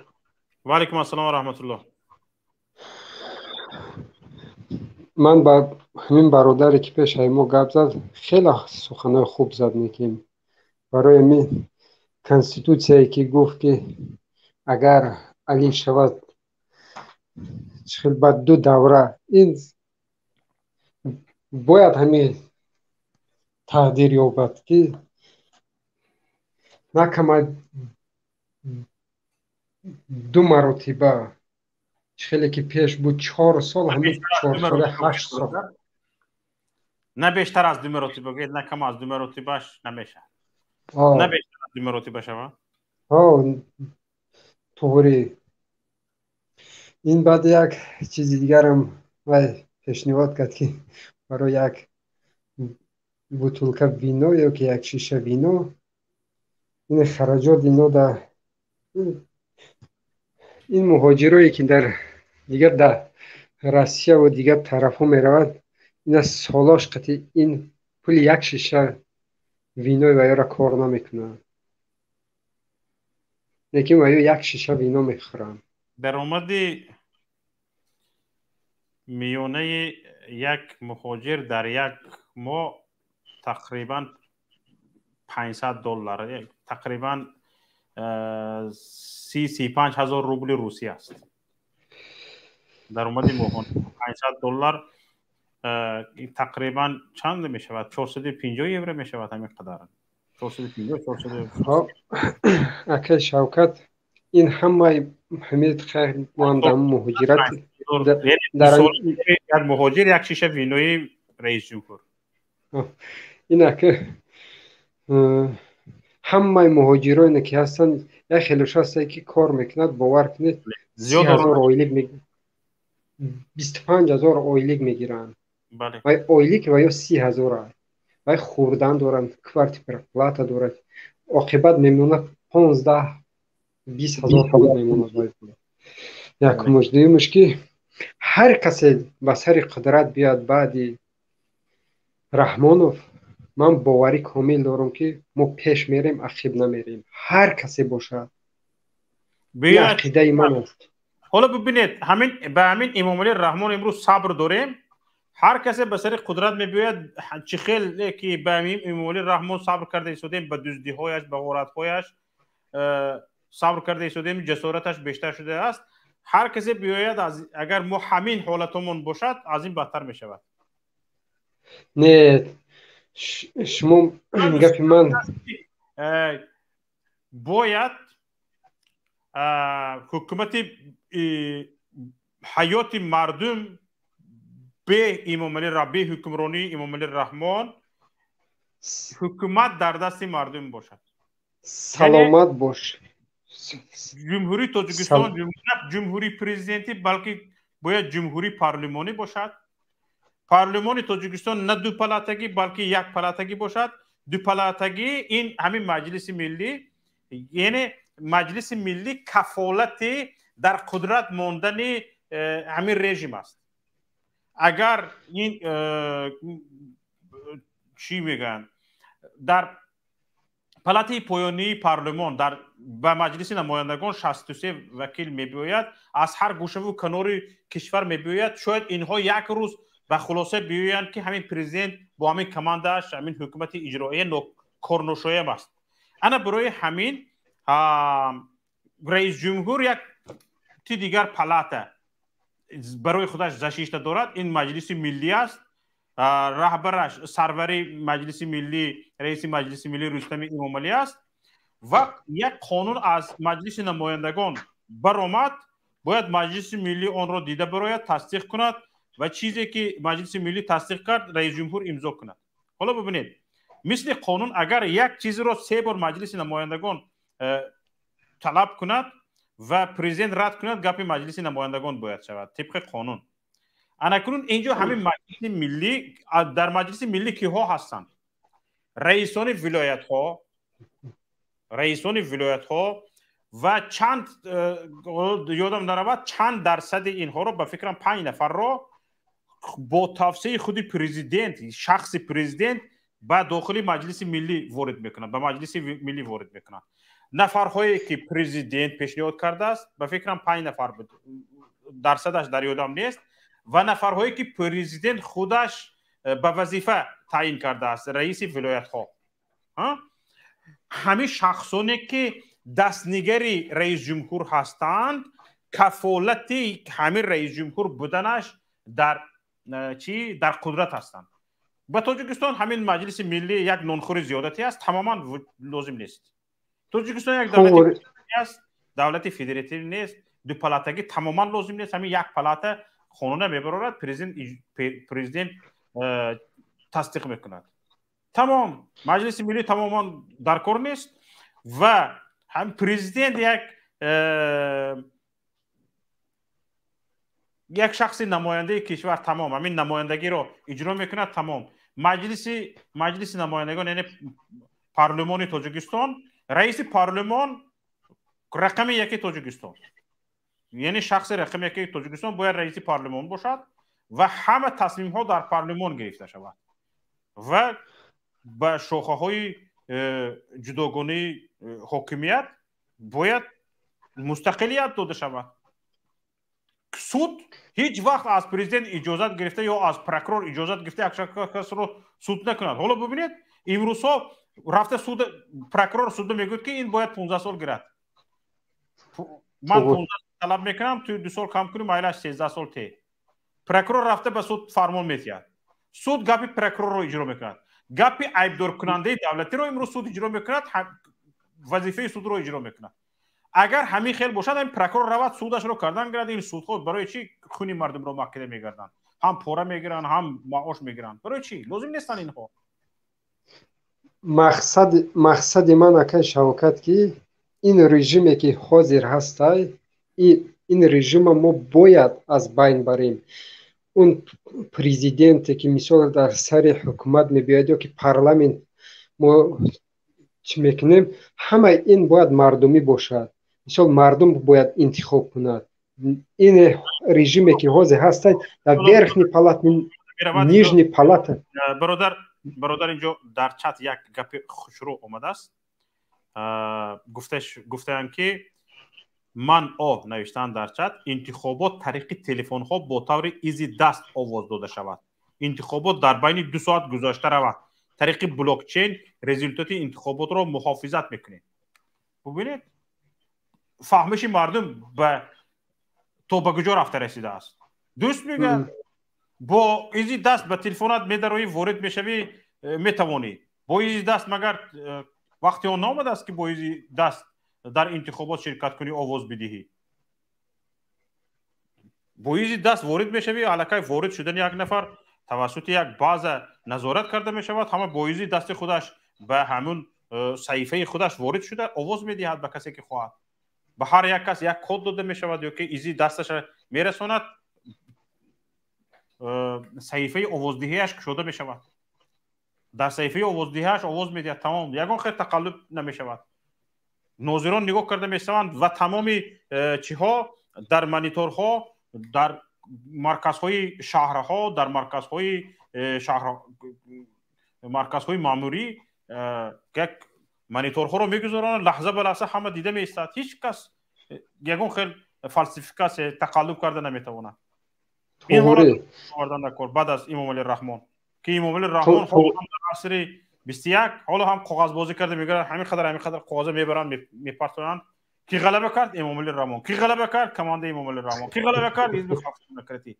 اعضایان حزب خلق دموکراتی باور کنید دپوتات های حزب خلق دموکراتی بدونید همتون کلون هستید، به همه تحقیرهای ملت سزاوار هستید. یگان تاتون رو ملت انتخاب کردگی نیست. خون مردم رو چند پولی که همچون دپوتات معاش میگیرید حرام است. نانی که به خونتون میبرید حرام است. برای که شما رو خلق انتخاب نکرده است. شما حرام خور هستید، دشمن ملت هستید، خائن ملت هستید. شما هستید دپوتات هایی که رابطه های امام علی رحمان هستید، در پارلمان هستید. بودتون نبودتون بهتر است. شما رو مردم انتخاب نکرده است. حتی حزبای سیاسی که در اونجا هستید و از حزبای سیاسی گویا که دیگر به پارلمان رفته، همتون ردی گالوچ رفتگی هستید. میخوردگیتون حرام است و به فرزندانتون نان میبردگیتون حرام است. شیشتی خیستتون حرام است. شما خائن هستید، خونخوار ملت هستید. شما باید نباشید. یک نفر از واتساپ زنگ زدن. تشکر جان برادر. الو. سلام علیکم و رحمت الله و برکاته. سلام و رحمت الله و برکاته. از همین اخیران سخنتان سر کنیم برادر. بفرمایید. گفتین همین دپوتاتو همش حرام خورن. درست. ما روزیم در میگه پیش ما برای چه طرف دروی رئیس جمهور میگن که رئیس جمهور وینواد نیست. رئیس جمهور همه چی در سر وای نیست. وقتی که مردم دیکتاتور اجرا نمیکنند، وقتی که رئیس جمهور دیکتاتور میموند، برای چی طرفدارای رئیس جمهور میبرن به منطق گپ میزنن؟ شما میپرسن گپای به معنی گپ میزنن، میگن که چه ببین تو رئیس جمهور میمونن. رئیس حکومت ناحیه ها با روزگی امام علی رحمان، رئیس حکومت ولایت ها با روزگی امام علی رحمان، رئیس سود ناحیه ها با روزگی امام علی رحمان، حتی جانشینان سودها با روزگی امام علی رحمان. پس چی میشود دنیا؟ همه جا امام علی رحمان. وقتی که اینطور هست هر یک کمبودی در ملت میشود، این امام علی رحمان گناهکار است. برای چی؟ برای اون که برای چی در همین طرفدارای گپ زنید برادر، طرفدارای امام علی رحمان روزی نیستند. همین میگن که هر مرد سر این نزنین، ولایت ها در چی گپ شود، رئیس حکومت چیان چون گناهکار فقط رئیس جمهور نیسته. و فکر من با شما روزی هستم که در همه همین مصیبت ها خودی رئیس جمهور گناهکار است. درست است. ببینید برادر عزیز، گپ یک استاد دانشگاه بزرگ جهانی میگوید که حاکمان خودکامه با کوشش خوب نشان دادن شرایط نیکوحوالی شهروندان خود بیشتر بر ریاکاری و خودنمایی و آماربازی مشغول میشوند که این وضعیت را از بودش بدتر میکند و با نظر فریبی وضعیت اجتماعی و اقتصادی مردم از بودش بدتر میشود. برای همین خطر دیکتاتورها شاید در نظر در اولها نه آنقدر به عامه معلوم شود، خطری بودنشون، ولی در آینده خیلی فاجعه آورتر تمام می شود. فهمیده شدید؟ کجا که دیکتاتور هست و منطق گپ زده، توری گپ زده. من میخوام بگم که وقتی که پرابلم یعنی یک پرابلم می شود، مسئله سویت، مسئله یگم پرابلم دیگه، 5 minut بعد خونه ما رهبری همی میر کورد میشه، رئیس حکومت همون شهر زندگی میکنه، در خونه او تمام اطرافیاش سویت هست. مثلا در خونه بعد او یک دومی کم بغل گشنوس سویت نیست کی باید پرابلم مردم بود کنه و یک گفتنی طرفدارای رئیس جمهور میشه که همی پرابلم ها بود شوه، همی نورسایی ها بود شوه. وقتی که چون در خونه دزدی خطی خونه‌ای نه خط سوختگی زندگی میکنن، وقت سوید در خونه وایو هسته کی باید پرابلم ها را دیگه بود میکنه. وقتی که بخیزی بگی که ما بگیم که برای چی خونه دست سوید هسته خونه ما دنه ما را سراز دیوه میکنن، تروریست میزنن و دیگه هم اسد فوری است. بله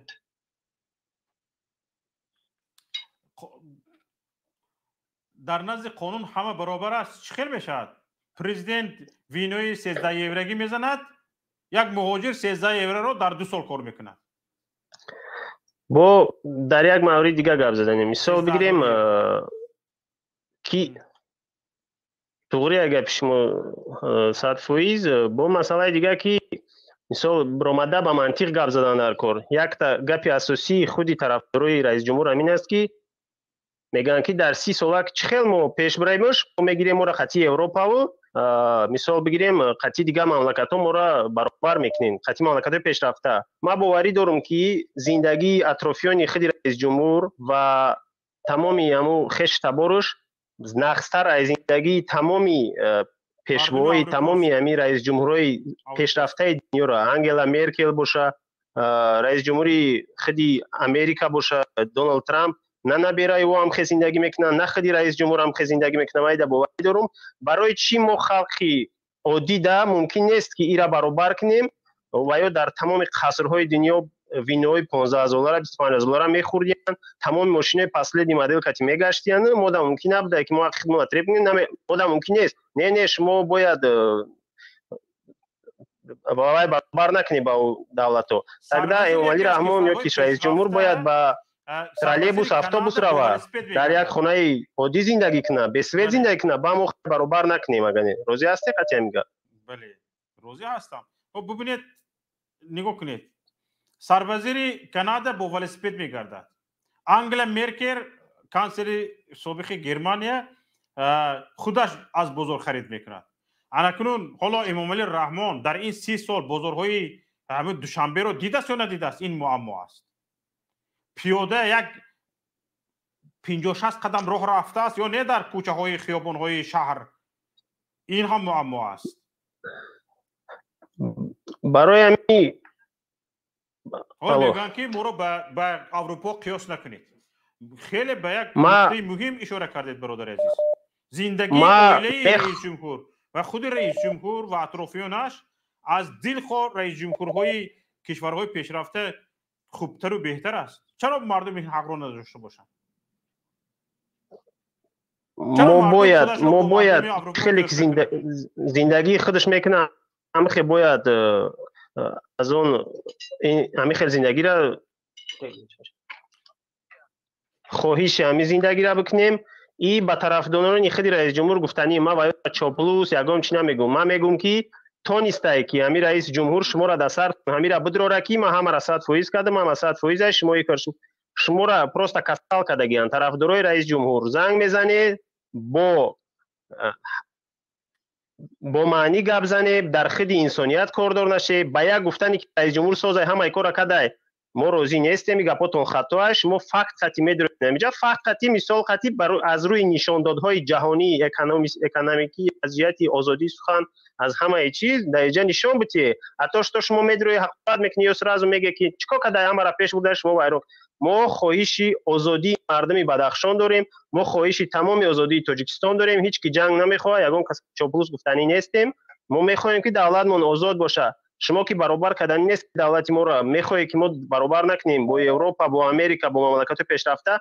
خش تبار پرزیدنت هم خش تبار رئیس جمهور هم باید همه رنگی ما زندگی کنه. تا با یگان ماشین رئیس کی بگرده با ماشینی که ازبکستان برو بگرده برابر نکنیم. اروپا فرایت موندگیش رو به مردم دهد، یگان زواد پوشد، فابریکه پوشد و موندگی داراییش رو اقلا به سطح رئیس جمهوری اروپا فرایت میلش و سطح زندگی مردم رو اقلا به سطح زندگی خودش به سطح رئیس جمهوری اروپا فرایت و سطح زندگی مردم رو اقلا به سطح زندگی اروپا برابر نکند، هم اقلا به مردم یک آزادی نسبی بدهد که مردم یک خودش آزادانه نون یافتگیش رو خورد. حالا ببینید با مردم آزادی بدهد، تعلیم بگیرن، تدریس بگیرن، علم آموزن، پیش بروند.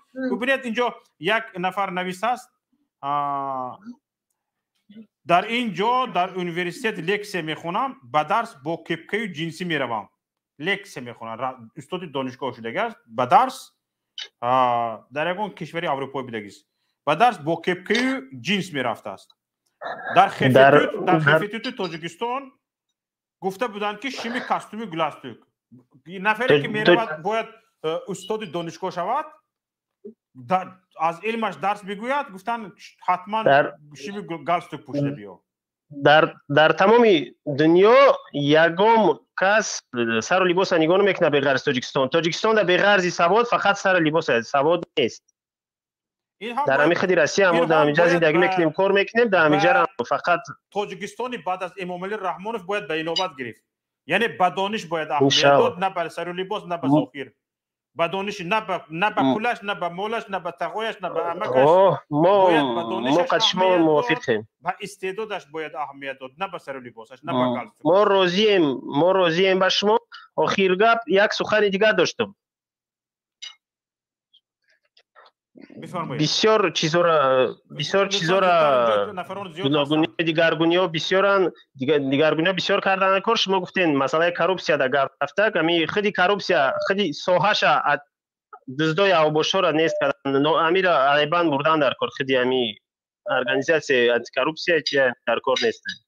پوست پروکراتورا زنیمت کنه چیم بسری سود رفتن و کارهای دیگر کردن. نگاه کنید، به نهایت به یک نقطه مهم دیگر اشاره کردید برادر عزیز. دوستان حالا ببینید یک بیزنس کلاس از دعوت کردگیانی. شما در کجا کار میکنید برادر؟ ما تاجر هستیم. تاجر هستید؟ بله.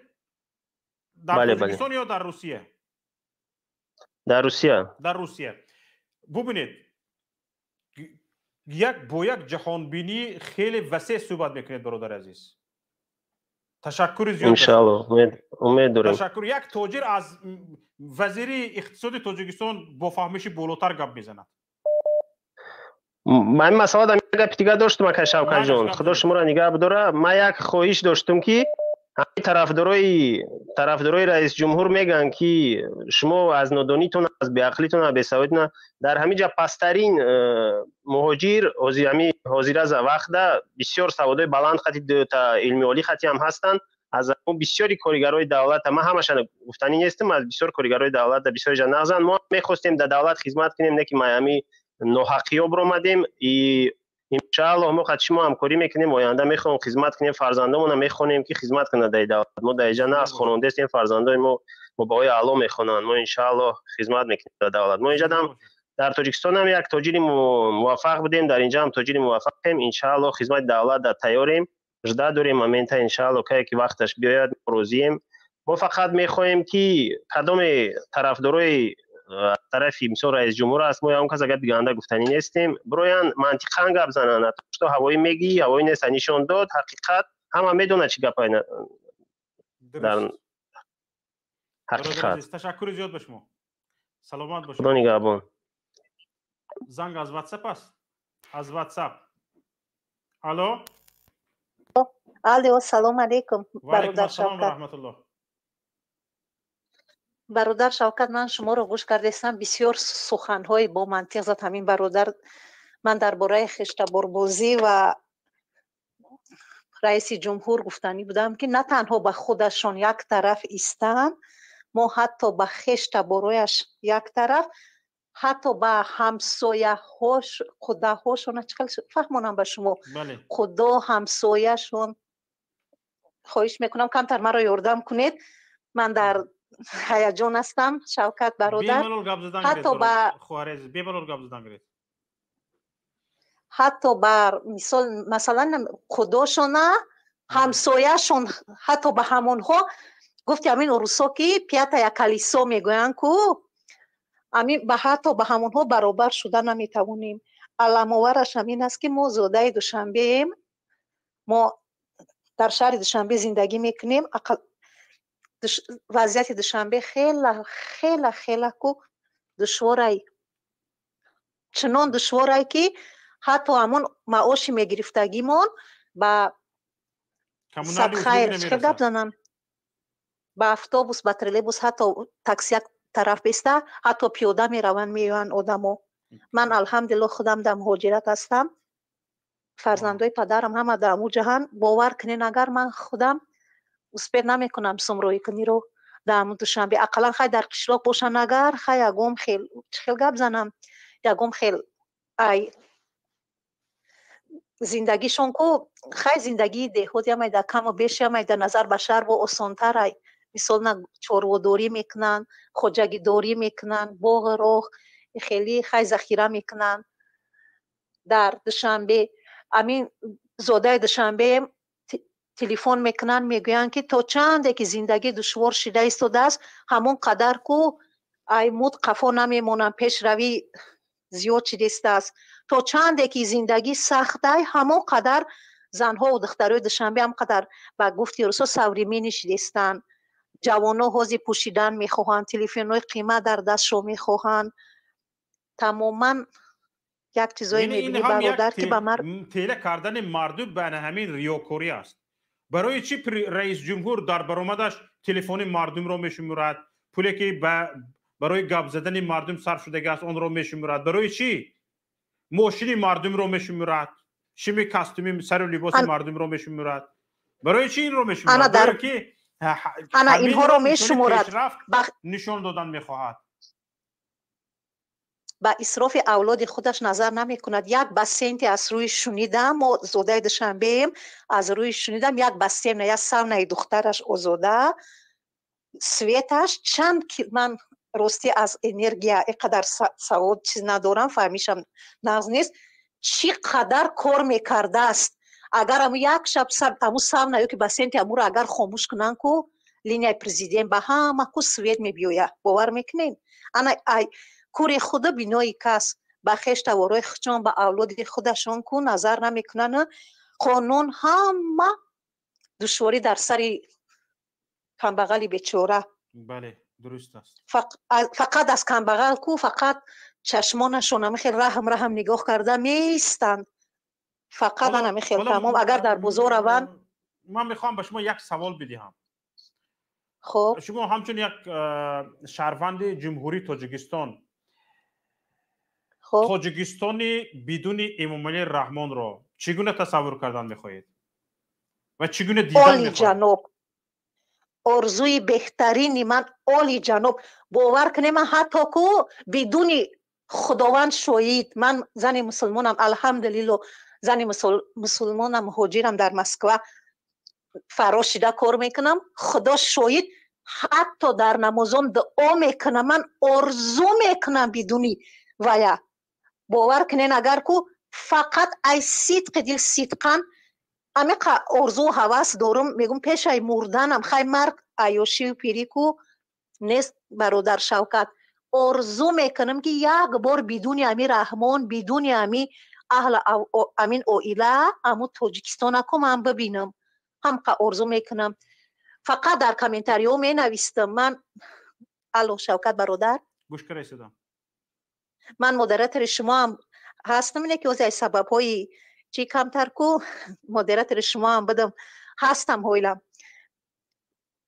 خیلی بگم آرزو میکنم، دعا میکنم، فقط یگانه امی آرزو امیدم فقط اول خداوند، فقط امی محمد اقبال شما را، شوکت برادر، محیدین کبیری را میبینم که همقدر آرام میشم. باور کنی حتی امی روزایی که شما افیر میکنه که همون کار من میپرتم تیست بر وقت روم که امروز شوکت برادر افیر دارن گفته که میدوم خانه میبیام، خدا شاید. باور میکنین یگانه اول خدا و تقسیم دل ما امی موجود را که فقط برنامه شما چی میکنن، آرام میکنن با شخص نمی زنو را. باور میکنین؟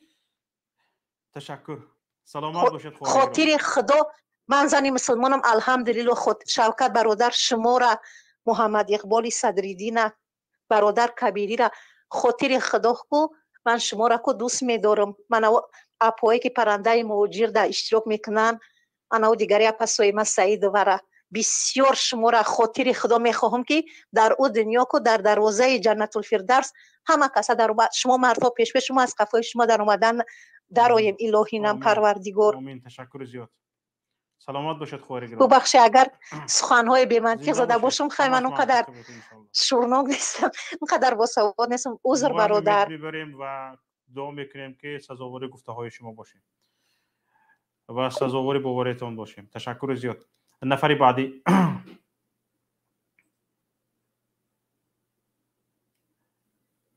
نفری بعدی بفرمایید. پاره هست، پیره نتونستم خوندن نامشون. پارس بفرمایید. الو پارس گپ میزنید؟ پارس هم یک نفر از تاجیکستان زنگ زده شده است توسط واتساپ، آخری رقمش 33 است به فکرم. همین رو بردارید. بعد از این گپ زند. معلش بسیار زنگ زده شده است. 32 33 آخر رقمش از تاجیکستان. پس گپ نزدید؟ الو این واتساپ است. الو سلام علیکم آقا. و علیکم السلام و رحمت الله و برکاته.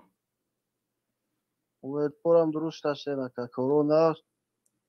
تشکر به شما، بفرمایید. من خیلی تاجیکستان زنگ تون زده استم. ای نام تمام مردم تاجیکستان بر پدرتون 1000 بار نعلت. فهمیدی آقی پدر بر پدرت نعلت. فهمیدی شوکت محمد؟ تک سیزن در اوجه استادگی. شما تا تأخیرتون من میتونستم شما را گوش کنم. در اینجا ما به همه دوستان خودمون هم به تأخیر راه نمیدیم برادر عزیز.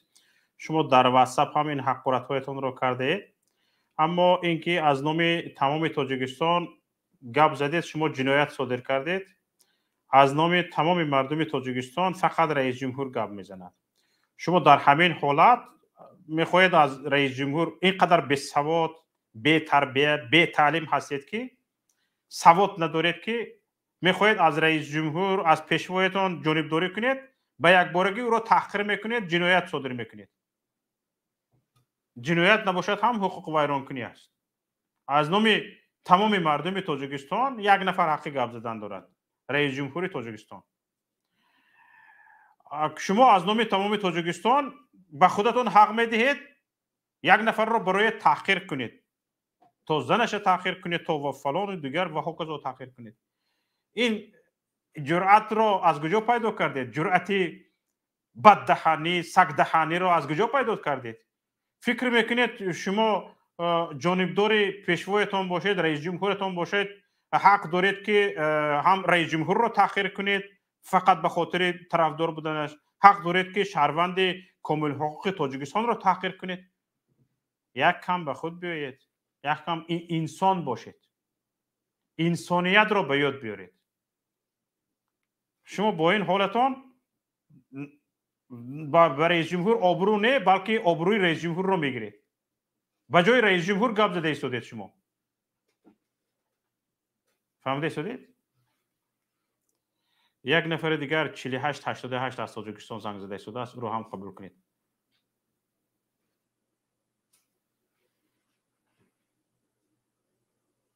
الو الو الو گپ زنید.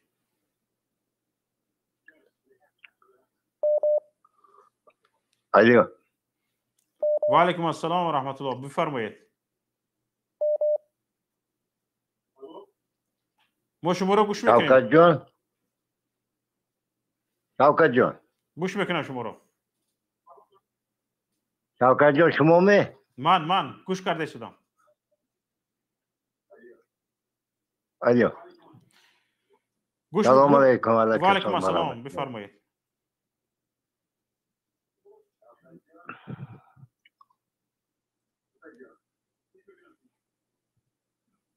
الو گپ زنید، گپ میزنید یا نوبت رو به دیگران تیم؟ خواهش میکنم. الو گپ میزنیم. گپ زنید آخر. گپ میزنیم، گپ میزنیم. شوکت جان. شوکت جان، این حاضرانگی برامدگی هایکو اقالت داشت. شما دقت نشید، خیلی آدمای هیچی دقت نگیرید. اینها خودشون نمای خودشون هستند. اینو یک بیفهم هستیم، بیفهم. اینو فهمشون نیست، فهم نمیرسد. بله.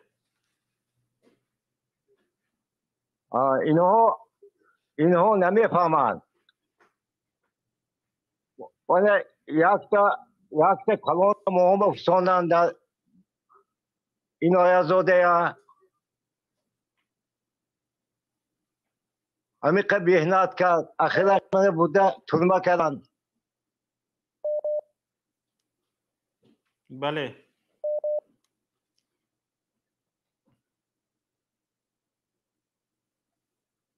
تشکر زیاد، سلامت باشید. نفری بعدی رو قبول کنید. سلامت باشید. زنده باشید. نفر دیگر. الو الو سلام علیکم آقای شوکت. و علیکم السلام و رحمت الله و برکاته. همه ما همین خری خوزی چپنه سوار شده گیم. ما با یک بار پیوست نمیکنید، یک دهان سخن کنید. رقمتون چند است؟ آخری رقمتون گپ زنید، من حاضر میبینم پیوست نکرده جزاش میتیم ان شاء الله. نه اكون تمام اینا پیوست کرد دیگه، هیچ کار جزا دادن در کار نه. میگن به نفری از تاجیکستان زنگ زدگی اولویت دادیم. گپ زنید برادر. سوال دادن ممکن؟ گپ زنید. همین بحث همین روزا را من تماشا کردم درباره همان اویله همان رحمانوف همان لعنتی. اكون وای از وای وظیفه رفتنی است چی؟ من همین نفهمیدم. شما نفهمیدم. میگویم که همون جناب همون رحمانوف از همین وظیفه رفتنی نمی چی؟ رفتنی نباشد هم مردنی هست که بر رفتنش باور ندارم، به مردنش باور دارم. امروز یا پگاه میمیرد. به خدا خسته شدیم از زمین روسیه. دیلم گیریز دیگر نمیدونم. همین مهاجرت همین برای همین چرت همین خلق همین کم بغل. بله این لعنت کند خدا و یار همه اویلش کتی من نمیدونم هیچی نمیفهمم من خودم هم یک آدم مکتب نخونده بی سواد یکی همین کارهای هوایی را میبینم همون راه رفتارشون خدا دیدم از همه چی موندگی من این همین راستی با من گویم که من زندگی میکنم همینجا الحمدلله من یک خانه حرام و حلال دارم همینجا زندگی میکنم زن و کودک همه وطن با موندگی نه که من همینجا با زندگی میکنم زندگی من نه یکی اخی سرانو من همون وطن میخوام هم جایی که تولد شدگی من میخوام همونجا بمورم.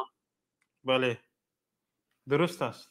این به خدا دید نمیدونم چیکار کنیم دیدم همین وطنی همین بیگانه گرفتگی به خدا این همین یه هفته شد میانم در میکند میانی من گریزه دارد به خدا دمچه در همین دهانم کتی میگذم کنه که اکون ایلوژ نیست کار میکنه همین خونو که به همین 30-40 گراد که با من طرف سی میرم به خدا دید بخشه گذراندم و یا بیا یکان چوره بینیم روی موخی و خدا خسته شدم.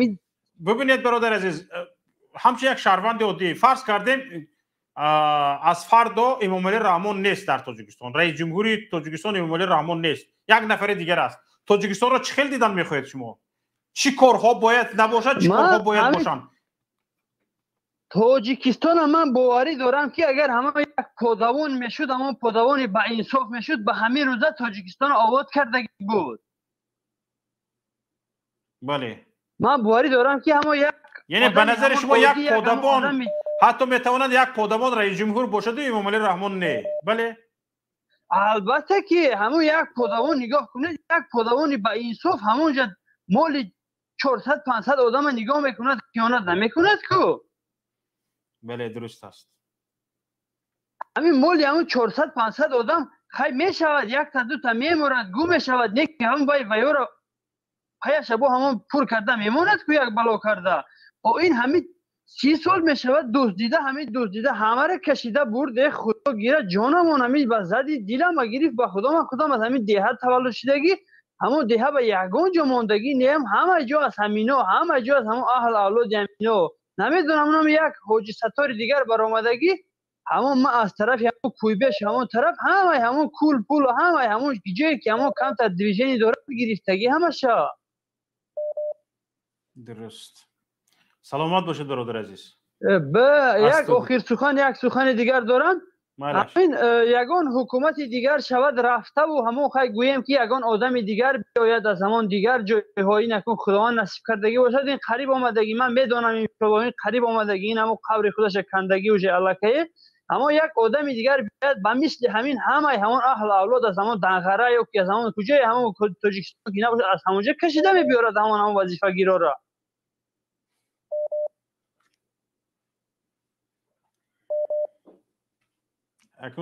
برادر شوکت شما مرا میشنوید؟ میشنوم برادر عزیز حیرانم چی بگم من همین در نظر دارم که این همین پیمان ملی یا که از گروه 24 یا که این شما از حزب نهضت اسلامی همان تاجیکستان خداوند نصیب کردگی باشد همان حکومت دیگر شود و این لعنتی رود و ما همون غلبه کنیم نصیب کردگی باشد خداوند و مثل همین ها همین خیل میشود یا که همون هر وظیفه رو همون خلق بیرد میکند کدام آدم دستایینی کدام آدم همین استاید میکند همین کار با کدام آدم همون خیلی همون وظیفه داره را جلب میکنه به همین وظیفه به همون انصاف به همون گویم که برای برادر عزیز برای چی من گفتم که حیرانم چی بگویم تون برای اون که برادر عزیز اگر مردم بی‌طرفیش مثل همین شب روزینه باشد باور کنید کسی که به جای امامعلی رحمان میباید از او بدتر میکند من طرفدار نیستم که فقط رئیس جمهور دیگر شود من جانبدار اونم که تو در تاجیکستان تمام سیستم ها دیگرگون شود و مردم عموما قدرت را به دست بگیرد ملت قدرت را به دست بگیرد و این منصبداران را همچون یک خادم دولتی که معاشش را میدهی یک خادم را یک خدمتگار را کار میفرمایی مثل همین خدمت کنند اینها بسر ما حکومت گفتگی گپ از بین برده شود حکومت حکم میکردگی بالای سر ما حکم میراندگی بالای سر ما لازم نیست به ما حکومت اجراییه نمیشود حکومت اجراییه نمیشود حکومت حکم میکند اجرا نمیکند برای همین حکومت اجراییه دو چیزی به هم زیده یک جا آوردگی هستند حکومت اجرایی گفتنی گپ نمیشود. حکومت حکم میکند، اجرا نمیکند. اینها حکومتاشون حکم است، حکم میکنن، اجرایی دروغ. هیچی اجرا نمیکنن، هیچ چیز رو. حکم اجرا کنن، همین حکمی پیشواشون رو اجرا میکنن، تمام. حکم های غیر قانونیش رو. همون حکم هوای همون لعنتی ها اجرا نمیکنن، همون مشینیکی میکنن با فایده چوم کدام حل میشود. بله، تشکر زیاد برادر عزیز. اینجا چند کس نوبت پایده ایستادن، به اونها هم نوبت دید. انشالله در برنامه‌های دیگری ما امیدوارم که فعالانه شرکت میکنید. تشکر زیاد برادر. نفر بعدی از استودیو. الو. السلام علیکم برادر شوکت محمدی. و علیکم السلام و رحمت الله و برکاته. آینده رئیس شهر دوشنبه انشاءالله. امین. میخواهیم که رئیس شهر دوشنبه باشید. نفهمیدم. میخواهیم که رئیس شهر دوشنبه باشید جای رستم نارکمان. نه برادر، من یگان خیلی منصب خور نیستم انشاءالله تعالی. یگان خیلی منصب تاجیکستان خیر بینید من رو یگان چوپان میدیده هستید. من فکر میکنم که در آینده چوپان حدی کنکرنسی به منصب ها برگزیدن، به وظیفه ها برگزیدن چنان بلند می شود که به ما چوپانی هم نمی رسد انشاءالله. امین. ایلوم هم باشد برادر شوکت. برگردیم به موضوع.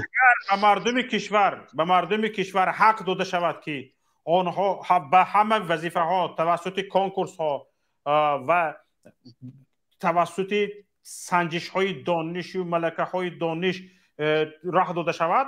مثلا گریم حالا من گفته شدم به چوپانی بس از به من رستم جان امام علی حالا چوپانی اون طرف ایستاد، ملای چوپان هم شده نمیتوند. خیر امام علی رحمان تجربه 30 ساله چی دارد، شاید یکون رئیسی کالخوز شود. او بچه‌هاش به هیچ چیز نمیرسد. من با موضوع گفتنی هم برادر شوکت کی باور کنید به امام علی اگر نباشد آینده تاجیکستان چه خیلی میبینید. به امام علی بله همه خیلی شکوفان باید باور کنید برادر شوکت ایمان دارم با که همه خیلی میشکوفه. همین مخالفین در بین مخالفین بچه های هستند دانشمند با استعداد و چندین نفرشون میدونم همکاری میکنم، همراهشون بعضی کارهای خودم رو میفرمایم. میدونم که در 2 ساعت دل خواب بانک تاجیکستان رو همچون خاکر میزنند. در 15 دقیقه تا نیم ساعت بعد دل خوش شبکه‌های تاجیکستان رو از جای ایستاده اپراولیت میکنند. همین خیلی کادرها وجود دارد. من میدونم چقدر اینها سخت مجهز شده هستند و هکذاها همش میدونند. دل خواب بانک تاجیکستان وارد میشود. بعد دل خوش شبکه‌های تلویزیونی تاجیکستان وارد شده برنامه خودمون حاضر مونده میتونیم. اونقدر چی است. اما برادر عزیز با این سیاهکاری، با این جنایتکاری ما پیش رفتنی نیستیم.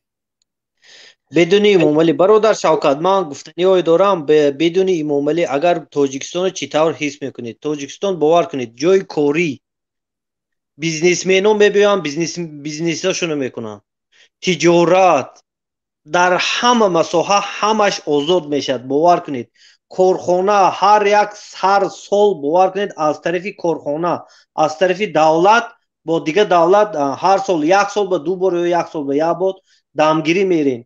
اویلی که خوب، پنسی خوب. باور کنید تاجیکستان من همه خیلی رنگ یوروپی حس میکنم. اگر امام علی اگر رود از بین، اگر بدون امام علی اگر خواهید که مردم تاجیکستانی اگر خواهید که همین اگر رنگ یوروپا خواهید باید همین از تخت همین رحمانوف سرنگون کنیم. باید نبرایم گوییم که این کی به میرد رحمانوف. بیاین پاسپورتاتون روی کنیم با محمد اقبال، با برادر اشوروف گروه 24 روی کنید. بر وقتر من و شما میکنیم هم انقلاب. کی میکند؟ دیگه یگان کس نمیبیاد دیگه دولت برود بکند به جای شما انقلاب. باید ما کنیم. غیر از ما تاجیک هستیم. ما نکنیم کی میکند؟ یک کسی دیگه از بیرون اونده نمیکند این کار. اول صبر کنید پاسپورتتون رو به هیچ کس گوشل نکنید. پاسپورتتون به خودتون لازم میشود. ان شاء الله یک فرصت میبیاد که سکن میخیزید پریده میروید. هیچ کس تو پاسپورت نکنید. نفری بعدی ان شاء الله.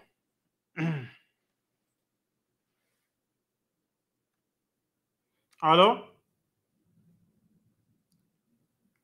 ابو هریره صالحویچ.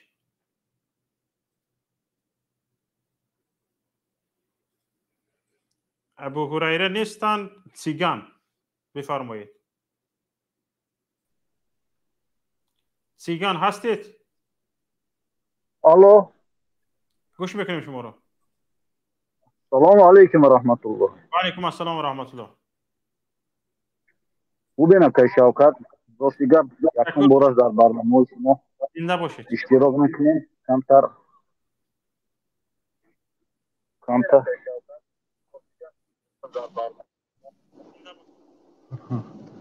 اگر یک وای داشتم.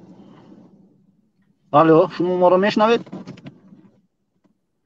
الو گوش کرده شدم. اگر من گویم که من دیگر تاجیک بودن نمیخواهم و کاش که تاجیک زایده نمیشدم، همین گپ عیب است یا گناه است؟ راستی چرا مثلا گریم این خدا شما را تاجیک آفریده است؟ چه عیب دارد؟ جای افتخار دارد که شما تاجیک تولد شدید و از تاجیک بودن افتخار کردن را فضایش را آفریدن لازم است. فضایش را به میان آوردن لازم است که از تاجیک بودن ما باید افتخار کنیم.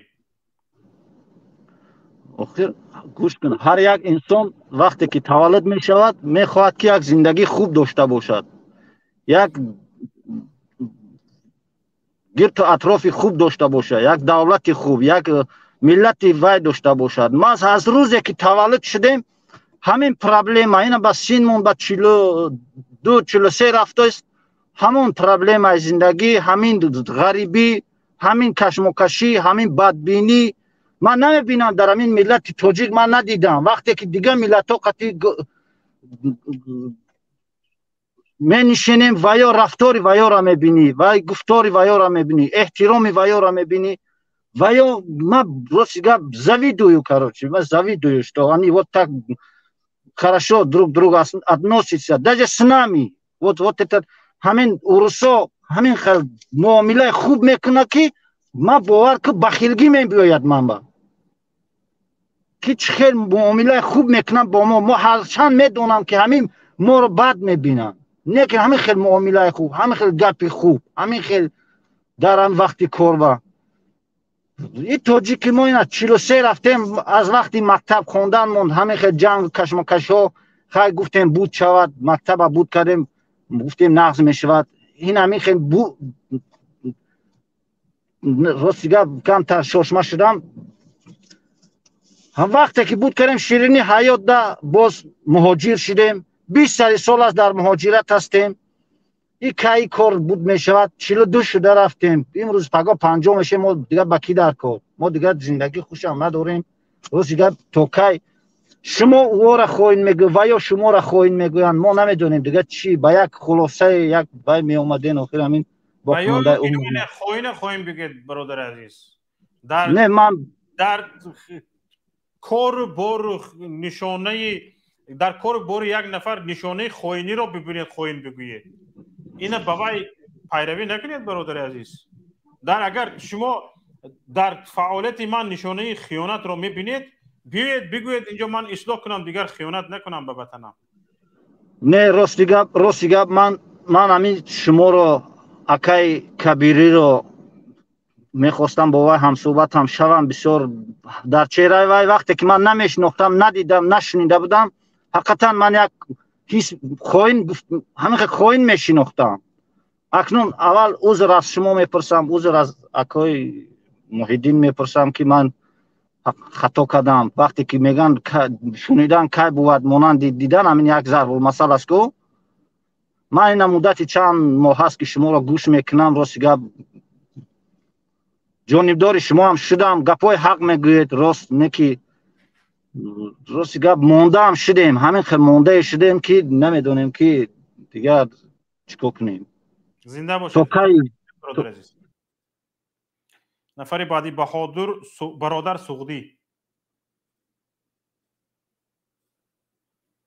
برادر سعودی بفرمایید.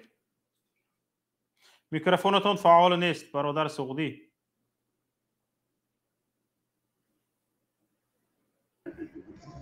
برادر سعودی گپ میزنید؟ الو نشدن.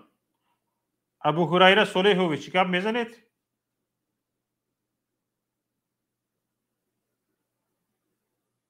نفری بعدی علی گپ میزنید؟ علی. سلام علیکم و رحمت الله. و علیکم السلام و رحمت الله و برکاته. من شتگان به همین حکومت رحمانوف و سما رحمانوف است. دست از کف کشتار بردارد. این کشتن و این غارت مردم دیگر بس است. دیگه این گپاتون ایمونه نمیشنواد. چند سال باز نشونده است اکو میشنواد. از این دیگه شاید شبکاتی ها شنواد. هیچی طلب نکنید. شما گوید که من بعد از حکومتی که بعد از امام علی رحمان تشکیل می شود میخوام همین خیلی خصلت ها رو در همین حکومت نبینم، همین خیلی رفتارها رو نبینم. کدام رفتارها است به فکر شما؟ رفتارهای مردم رو این قدر ظلم ستم میکنن، این قدر غارت ها هست در حکومتی خدمات، این قدر در بدخشان قدر مردم رو کشتن. نیازی با خو دیگر شاید گپ ها و چپ های هست که شاید یکم هجوم های کردنی هستن. میخوایم همین کارها دیگر نشود در همون طرف. بله تشکر زیاد. سلامت باشید. یک زنگ از واتساپ. الو گوش میکنیم شما رو. سلام علیکم. و علیکم السلام و رحمت الله و برکاته. برادر عزیز امی امای رحمان این امای رحمان یگان فایده نیست. بله هیچی فایده نیست. آینده فکر کردن نکنید. به این امام علی رحمان روزمون به امام علی رحمان تصور کردن نکن. درست میگید. باور که اکنون حاضی نامی تماشا کنم قزاقستان و تاجیکستان راستی کانالایی که برای قزاقستان گپ رفته است. ای آنا قزاقستان جنگ شاه ما گشنه میمونیم میگه کو ما چرا گشنه میمونیم؟ سال جنگ ما را قزاقستان یاردم نمیکرد. سال جنگ ما خمون هر یک وجب زمین مونه گندم میکردیم زندگی را پیش میبردیم. ما ارایونی فرخور میشم که فرخور بیس کلوب سیر میکرد. امی وقتی جنگ دا چلیک امی سالی 91 میکنن کو 91 دلیش در سجن فرخور مالیش شهید زنده این 400 تا 500 تا مردار آوردگان. ای کلخوزی مالیش نه 40 نفر آوردگان. نمروز بردن 3 روز پس دهنشون دختگی گوششون بریدگی بنیاشون بریدگی آوردگیان. این امام رحمان دیگه ما دکار نیست که باید خودمون وجه حکومت خودمونه باید پیشروی کنیم و بود کنیم. برای همون جرام خلق وجه نگاه نکنه خیسته رفتن دکار. این ما روزیم که یک آدمی امی تاجیکستانی در مسکو اینم چریز شما ما بلیت چم میگیرم خطی بلیت میگیرم میشینم میرم تاجیکستان. برای چی؟ برای حمایت کردن تاجیکستان خودم. امام رحمان دیگه تمام او سوم دیده خلق فراموش کرده. برای همون خیسته رفتن نکن. اینمی ما گارانتی میتونم که بر رمضان خلق گشنه میمونه خودش میخیزه. یا که امام رحمان هم که بگیره سوموش علا ببروره خلق سرک نکی خلق بشینه قرار نکنه کاره بفرانه فرش بر رمضان لیش نیت شمایم نمی امرای برم بلیت چه میگیرم میگم خبریم میرم نمو سومونی دمی برم دعوا میکنم. ما اینمی حوزی 40 رفتم و کم 42 ساله گم ما اینا 40 بود کردم 41 دادر اومدم. نه خونه دارم نه زمین دارم یگان چی ندارم. فقط کی خونه میگیره لیسا میگیره کی خونه میگیره KGB میگیره خونه یتیم میگیره خونه کام در پدر یتیم فنالات اما که های ما را پول گرفته. اگر یک سگی ما اگر در زمین همون درست سگی ما میشوند. برای همون اکای شوکت خیسته رفتن در کار او این گبزنی خدمت اوجه فایده نداره. ما میخیزیم اینا من روزیم که یه آدم در بلیت بگیرم، همین بچه شهر بچه باشم بگیرن این 6 تا بلیت بگیرن خیزیم بریم حالا عیدیم وطن مونشیم. او پنالتی او چی نداره پرزیدنت قزاقستان خیسته خلق بیچاره تروریسم رو آورده چی حوزی ای اودکبه ای همین برای خلق خدمت بده. بانوم خدا در تاجیکستان میدرم اگر اودکبه بیای یوردم در قزاقستان ایراسی ایچه کو باور که اکای شوکت کو ایدستم چیزی میام کورا میکنم. این همین قرشم میگون که نه قرغیزستانش میدروی ایجا یوردم در تاجیکستان همین بفهم که هم سمالات شده میرم همون سمالات خط میکفونمش میکشم فرش میتونم برای دیگه نمیشه. ایچتره اودکبه برای ما و شما بده. اودکبه وابشه تا برای ادمای دیگه مملکت میآیند. وقتی که مملکت ما رو اتاقه میکنن باید روسیه بخیزه ما رو یوردم کنه. زنش اودکبه را برای ما را تشکیل کرده. نه این رایدش ببروره. اما رحمانه بفهمه که اودکبه اگر سلامت باشید برادر. تشکر زیاد. استاد محمد سعید ریزایی خوش آمدید به برنامه ما. بفرمایید. میکروفونتون خاموش است.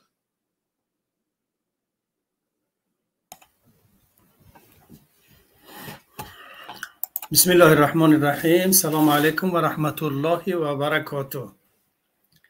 شب شما و شب هموطنان ما و شما به خیر و خوبی باشد برادر شوکت جان.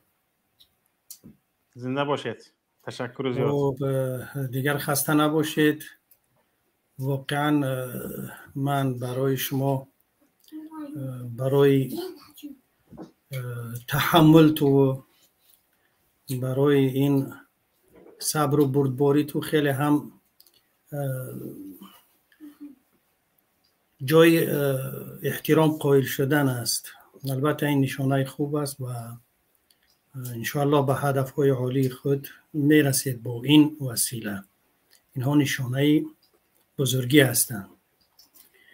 خوب دیگر پیش از اون که وارد موضوع شوم برای اون برادری که خب حالا داملا بودند از مایوشان یا بزرگتر هستند با اون گفتنی هستم که اگر توانید توسط شبکه شما هم آدرس ما اگر باشن و بشنون انشاءالله آماده هستیم که همراه شو در موضوع هایی که میخواستند بحث کنن آماده هستیم که بحث کنیم و گفتگو بکنیم، مخصوصا در فداکاری و جانبازی صحابگان که برای چی اونها فداکاری کردن و جانبازی کردن.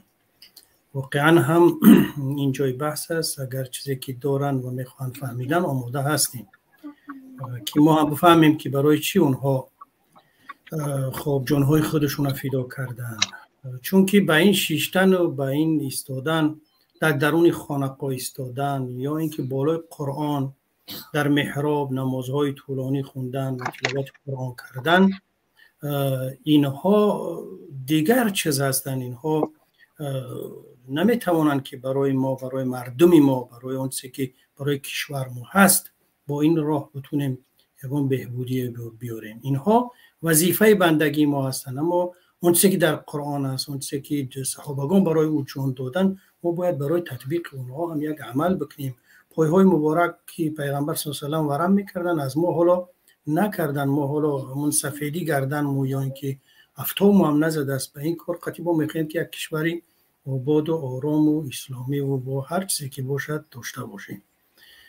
این یکی. دوم اون کسی که خب برای چی گفتم که شما بردبار و شکیبایی دارید، اون کسی که از نام تمام تاجیکستان با الفاظی بد گپ زد، برای اون گفتنی هستم که وقتی برای خودش این بی اخلاقی را و این خب احمقی را روا می‌دارد، ما براش میگیم که از نام تمام مردم تاجیکستان میگوییم ولک مثل ذالک، یعنی اگر عربی را بدونه دقیقاً برای او بس است. حالا ما داخلی موضوع میشویم. خیلی هم موضوع مهم است و این چیز شدنی هست. باید برادرهای ما، باید همشهری های ما، هموطن های ما، همسایه ها کشورهای ما خب هر کسانی که میخوان که علاقه دیپلماتی با تاجیکستان در آینده داشته باشن و میخوان که با او رفت و آمد کنن، این چیز یعنی رحمانوف رفتنی هست. خب اما من با اون جزئیاتی اون بیشتری که بعضی برادرها به اونها اشاره کردن با اونها نمیستم در اونها. فقط همین را باید بگویم که آینده کشوری ما به رحمانوف کشوری یعنی بهتر و کشوری عالیتر و کشوری پیشرفته تر می شود.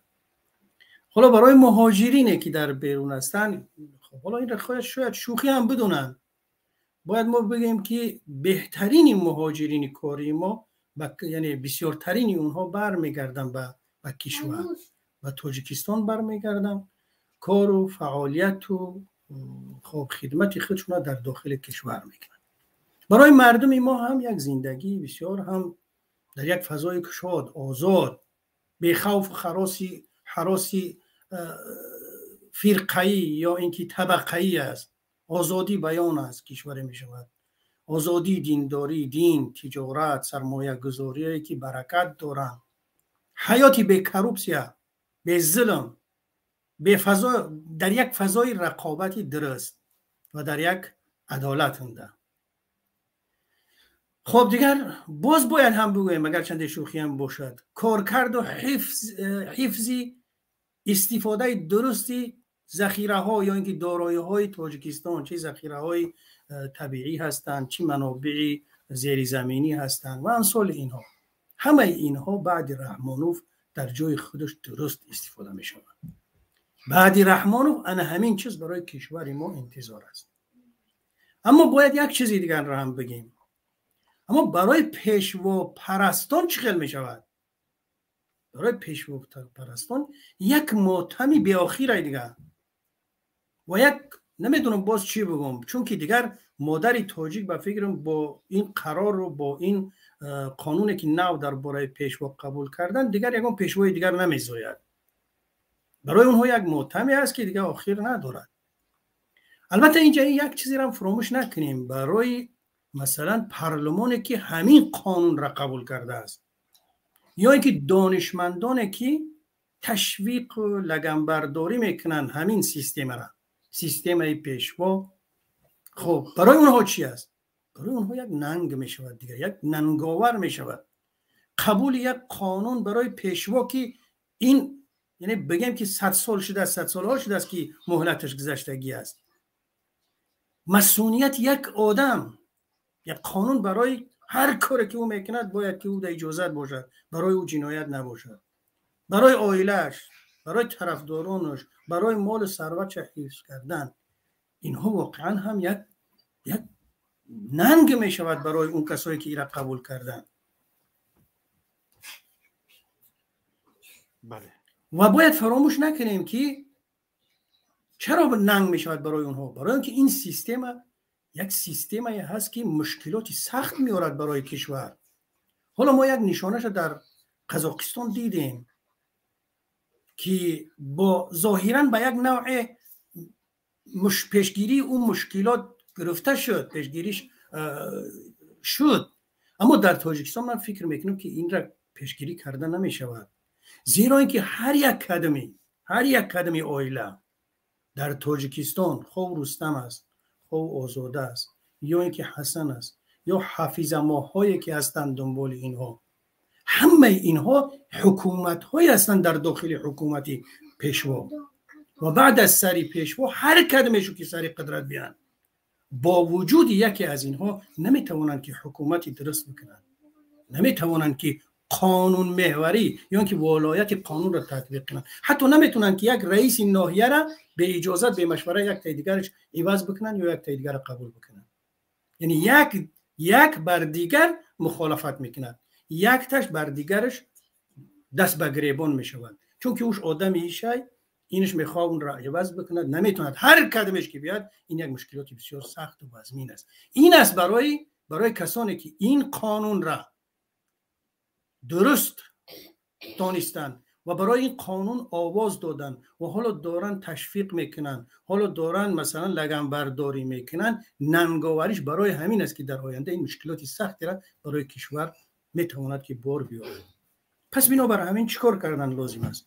همون گونه که برادرها گفتند، دانشمندان، قانوندانها، شخصیت‌های الهیده‌ای که دلشو برای کشور می‌سوزد، مخالفین، همه‌شو یک جایه، حتی وزارت‌های قدرتی، وزیرها، شخصیت‌های با انصافی که سر قدرت هستند، باید برای بعد رحمانوف، برای بعدی در ناخونک پیشواشو یک فکری درستی را بکنن تا اینکه پیش این راه گرفته بشود، تا اینکه یک قانون، یک راه درستی را برای آرامی، آسودگی کشور و ملت باید بیارن. چی مخالفین و چی منصبدارانی با انصافی که در کشور هستن، قانوندان ها هستن، حقوقدان ها هستن، خب در وزارت های قدرتی کار میکنن، باید سر این مسئله فکر بکنن و یک جایه باید طرح یک قانونی درست را بعد این پیشوا بریزن و الا مشکلات سختی برای کشورمون میاد. زنده باشید. مشکلات از ناحیه مردم نمیاد. مردم همون گونه که گفتیم مهاجرا برمیکردن، همه خب دارایی کشور در جای خودش استفاده میشود، اما برای اون باید آمادگی داده شود. اینجا منتظر نباشن که دیگر این پیشوا رفت دیگر بود درست میشود و کار خوب میشود، چون که این حکومت هایی را که پیشوا تشکیل کرده ساخت است، اینها یکیش به یکی دیگرش سر فرود نمیورد. امین است اون چیزی که بعد از پیشوا هست. خب دیگر برای آماده شدن در کار است، خب دیگر زحمت زیاد میخواهد، اما با همه اینها برای کشور ما انشالله که بهترین، برای مردم و یک زندگانی آسوده، حیاتی رفاه، خوشی در انتظار هست. بعد همین رحمانوف که از سر می رود. سلامت باشید. سلامت باشید. تشکر زیاد. زنده باشید. شهرت کریموف بفرمایید. وقتی ما به نهایت تنگ است برادران عزیز، حتی با آخر هم رسیده است، کسانی که وارد شدن آنها رو ناامید نکنیم، سخنانشان رو گوش میکنیم. شهرت کریموف گپ میزنید؟ بله، سلام علیکم و رحمت الله و برکاته. آوازی من هست؟ هست، صدایتان هست برادر، بفرمایید. جناب ویا کوسلیسا رو بهترین میشه تمام صاحبه در تمام ساحه هیچ نشدگیش تمامی محبس ها آزاد میشن و اونایی که در محبس هستن و فکر شخصی جناب بروت هم جنابشان بروت هم کوسلیسونشان هیچ جا نمیروند، کوشش میکنند که به حکومت بعدی هم کوسلیس شوند. انشاءالله جا نمیومد. اولا تمام مصاحبه و انسانی که تحقیر کرد و خر حیوان هم بدتر بود از خدا. این بسیار انسان ها اینجا ضعیفا گوش میکنن، جای این گپ است. فکر شخصی من همین حکومت همین قدر آدم دارد، همین رژیم امامالی همین خیلی آدم دارد، در سر قدرت هم، در امنیت هم همین، در وزارت کارهای داخلی هم همین، در همش همین خیلی بددهن و سگدهن ها هستند. هیچ جای نگرانی هم وجود ندارد. این گپی نو هم نیست. آنها نو خودشان رو شناس کردم نیستودن. این از اول همین خیلی ها جانبدارانی امامالی رحمان بودن. همین قدر است.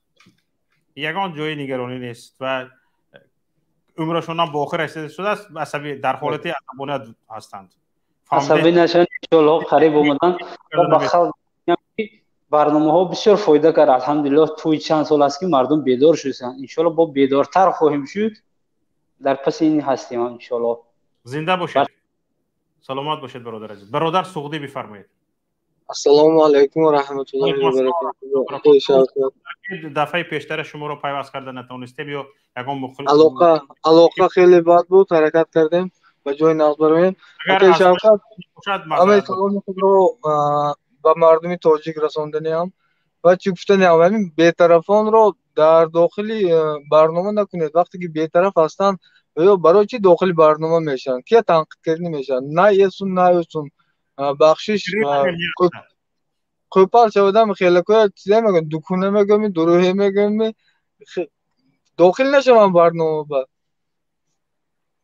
دویمش این که یک کدام برپدری و تربیت دادگی لعنت کی دیگر چیزی گفتم ممکن و انیق معلوم است که یک کارگری دولت هست و کارگری دولت همش دهناشون میخیرن توالتن که اینجا ضعیفا گوش میکند، این فکر نمیکند. بله، یگان علاوه دیگر دارد برادر. شما تاجیکستان به امامعلی رحمان را چگونه تصور کرده میخواهید؟ چگونه دیده میخواهید؟ یک دولتی بهترین میشد، یک همیشه دور زمان انشاءالله میبیاد، به نزدیک است. بسیار خوب، تشکر زیاد. مهاجر بفرمایید، زنده باشید. مهاجر. السلام علیکم اکا شفقت. السلام علیکم تمام بینندگان. اکا من به امامعلی رحمان همچون تصور میکنم که آزاد میشه، من مسجد میرم، ریش میمونم، خواهرم آزاد میگرده، مادرم آزاد میگرده، ملتم آزاد میگرده. وقتی که برای من 50,000 شد، چیل از من 5,000 سومون، بعد سال نو 5,000 سومون، 6,000 سومون، 2,000 سومون بلیت سمالیات چیپته دختر امامعلی چند هزار سومون کرد.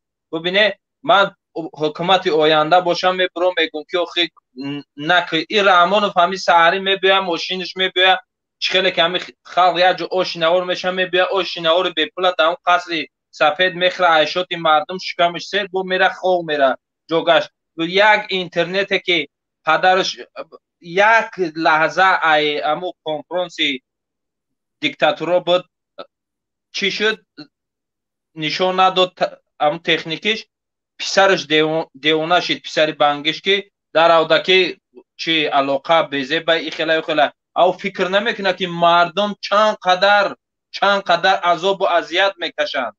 ما یا سحر بر وقت یا که بیگانی شب زنگ میزنیم به کمتر امو چیو علاقه بولی مینه.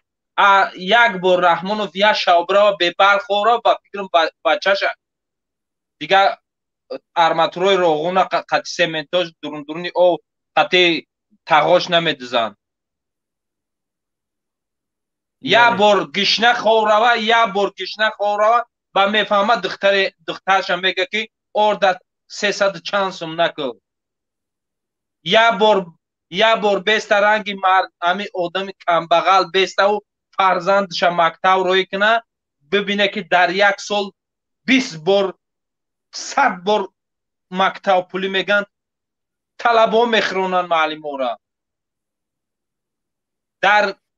در مکتبم صاحب کار ساز داره، راه صاحب کار ساز داره. رحمانو فقط آشناور خورده، یعنی خورده استراحت کرده، فقط یک چیز منتظره. همین مامن استفاده برده، همون گفتی همون مسافر چیزی به پل زلالم نمیگه، همین امامعلی چیزی به پل زلالش نکرده، زده سیر کرده همین آشناورا، همین تو لحظه که مردم خفه. با خدا قسم همین مردم اگر شود ببینه که 3 سال شد ما این 2008 بالا اوسمو عذاب کشیده.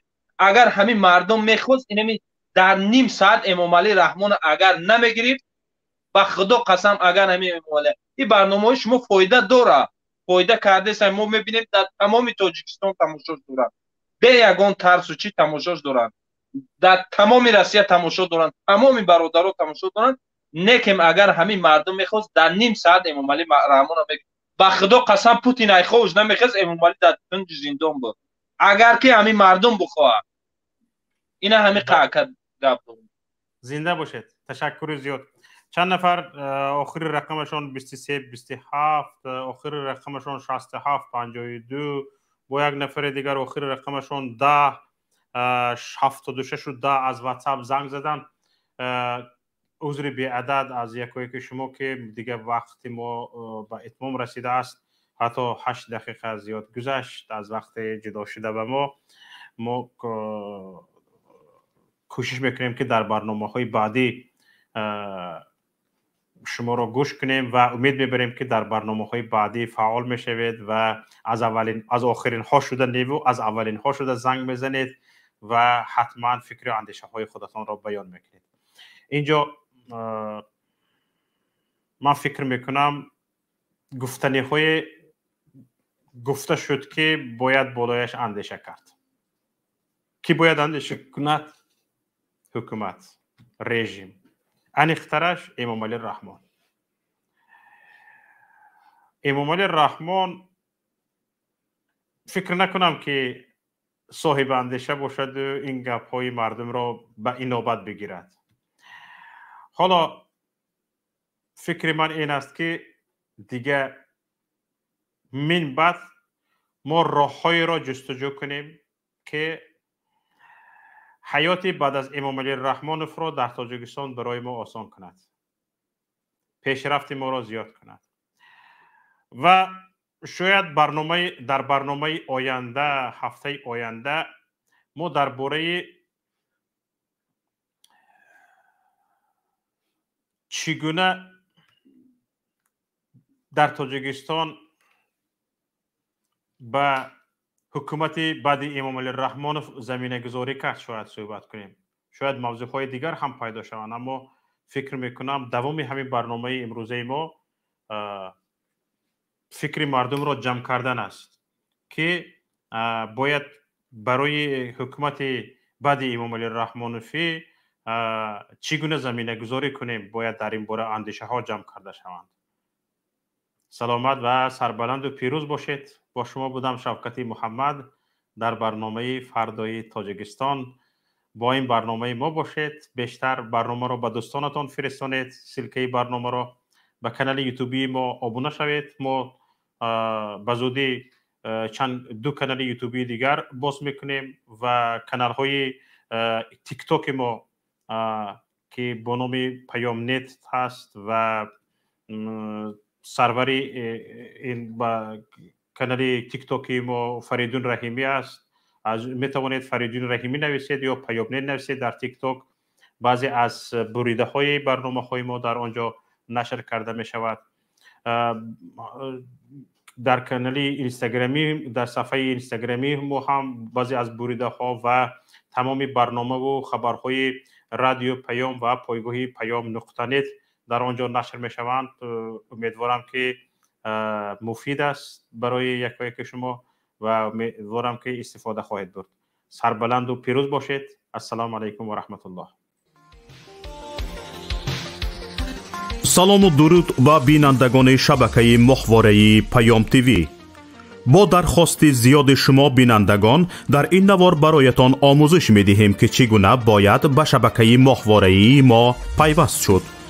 برای این خریدن موجگیری نو لازم نیست و تنها با پیوست کردن یک سرک موجگیری LMB یا همان گلافکه علاوگی می توانید این کار را انجام دهید. این موجگیری هاتبیارد است که بیشتر شما از آن استفاده می کنید. نگاه کنید. هاتبارد 13 درجه‌ای و این هم شبکه PMC منوتو. با همین موجگیر شما می توانید به ماهواره یوتلسات پیوست شوید. برای این یک دانه سرک موجگیری لازم داریم، یک دانه دست قیچی و یک دانه خمود. دست قیچی را با خمود روی سرک موجگیری هاتبارد می چسبانیم. سیم را با LMB یوتلسات پیوست و سپس تنظیم می کنیم.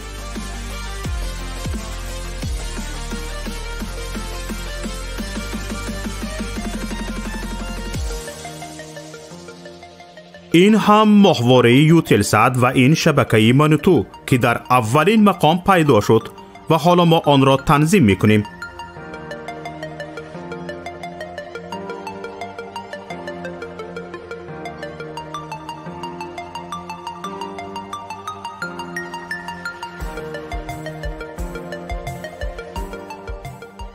اینک ماهواره یوتلسات تنظیم شد و چنانی که میبینید فاصله بین هر دو سرک موجگیری خیلی کم است.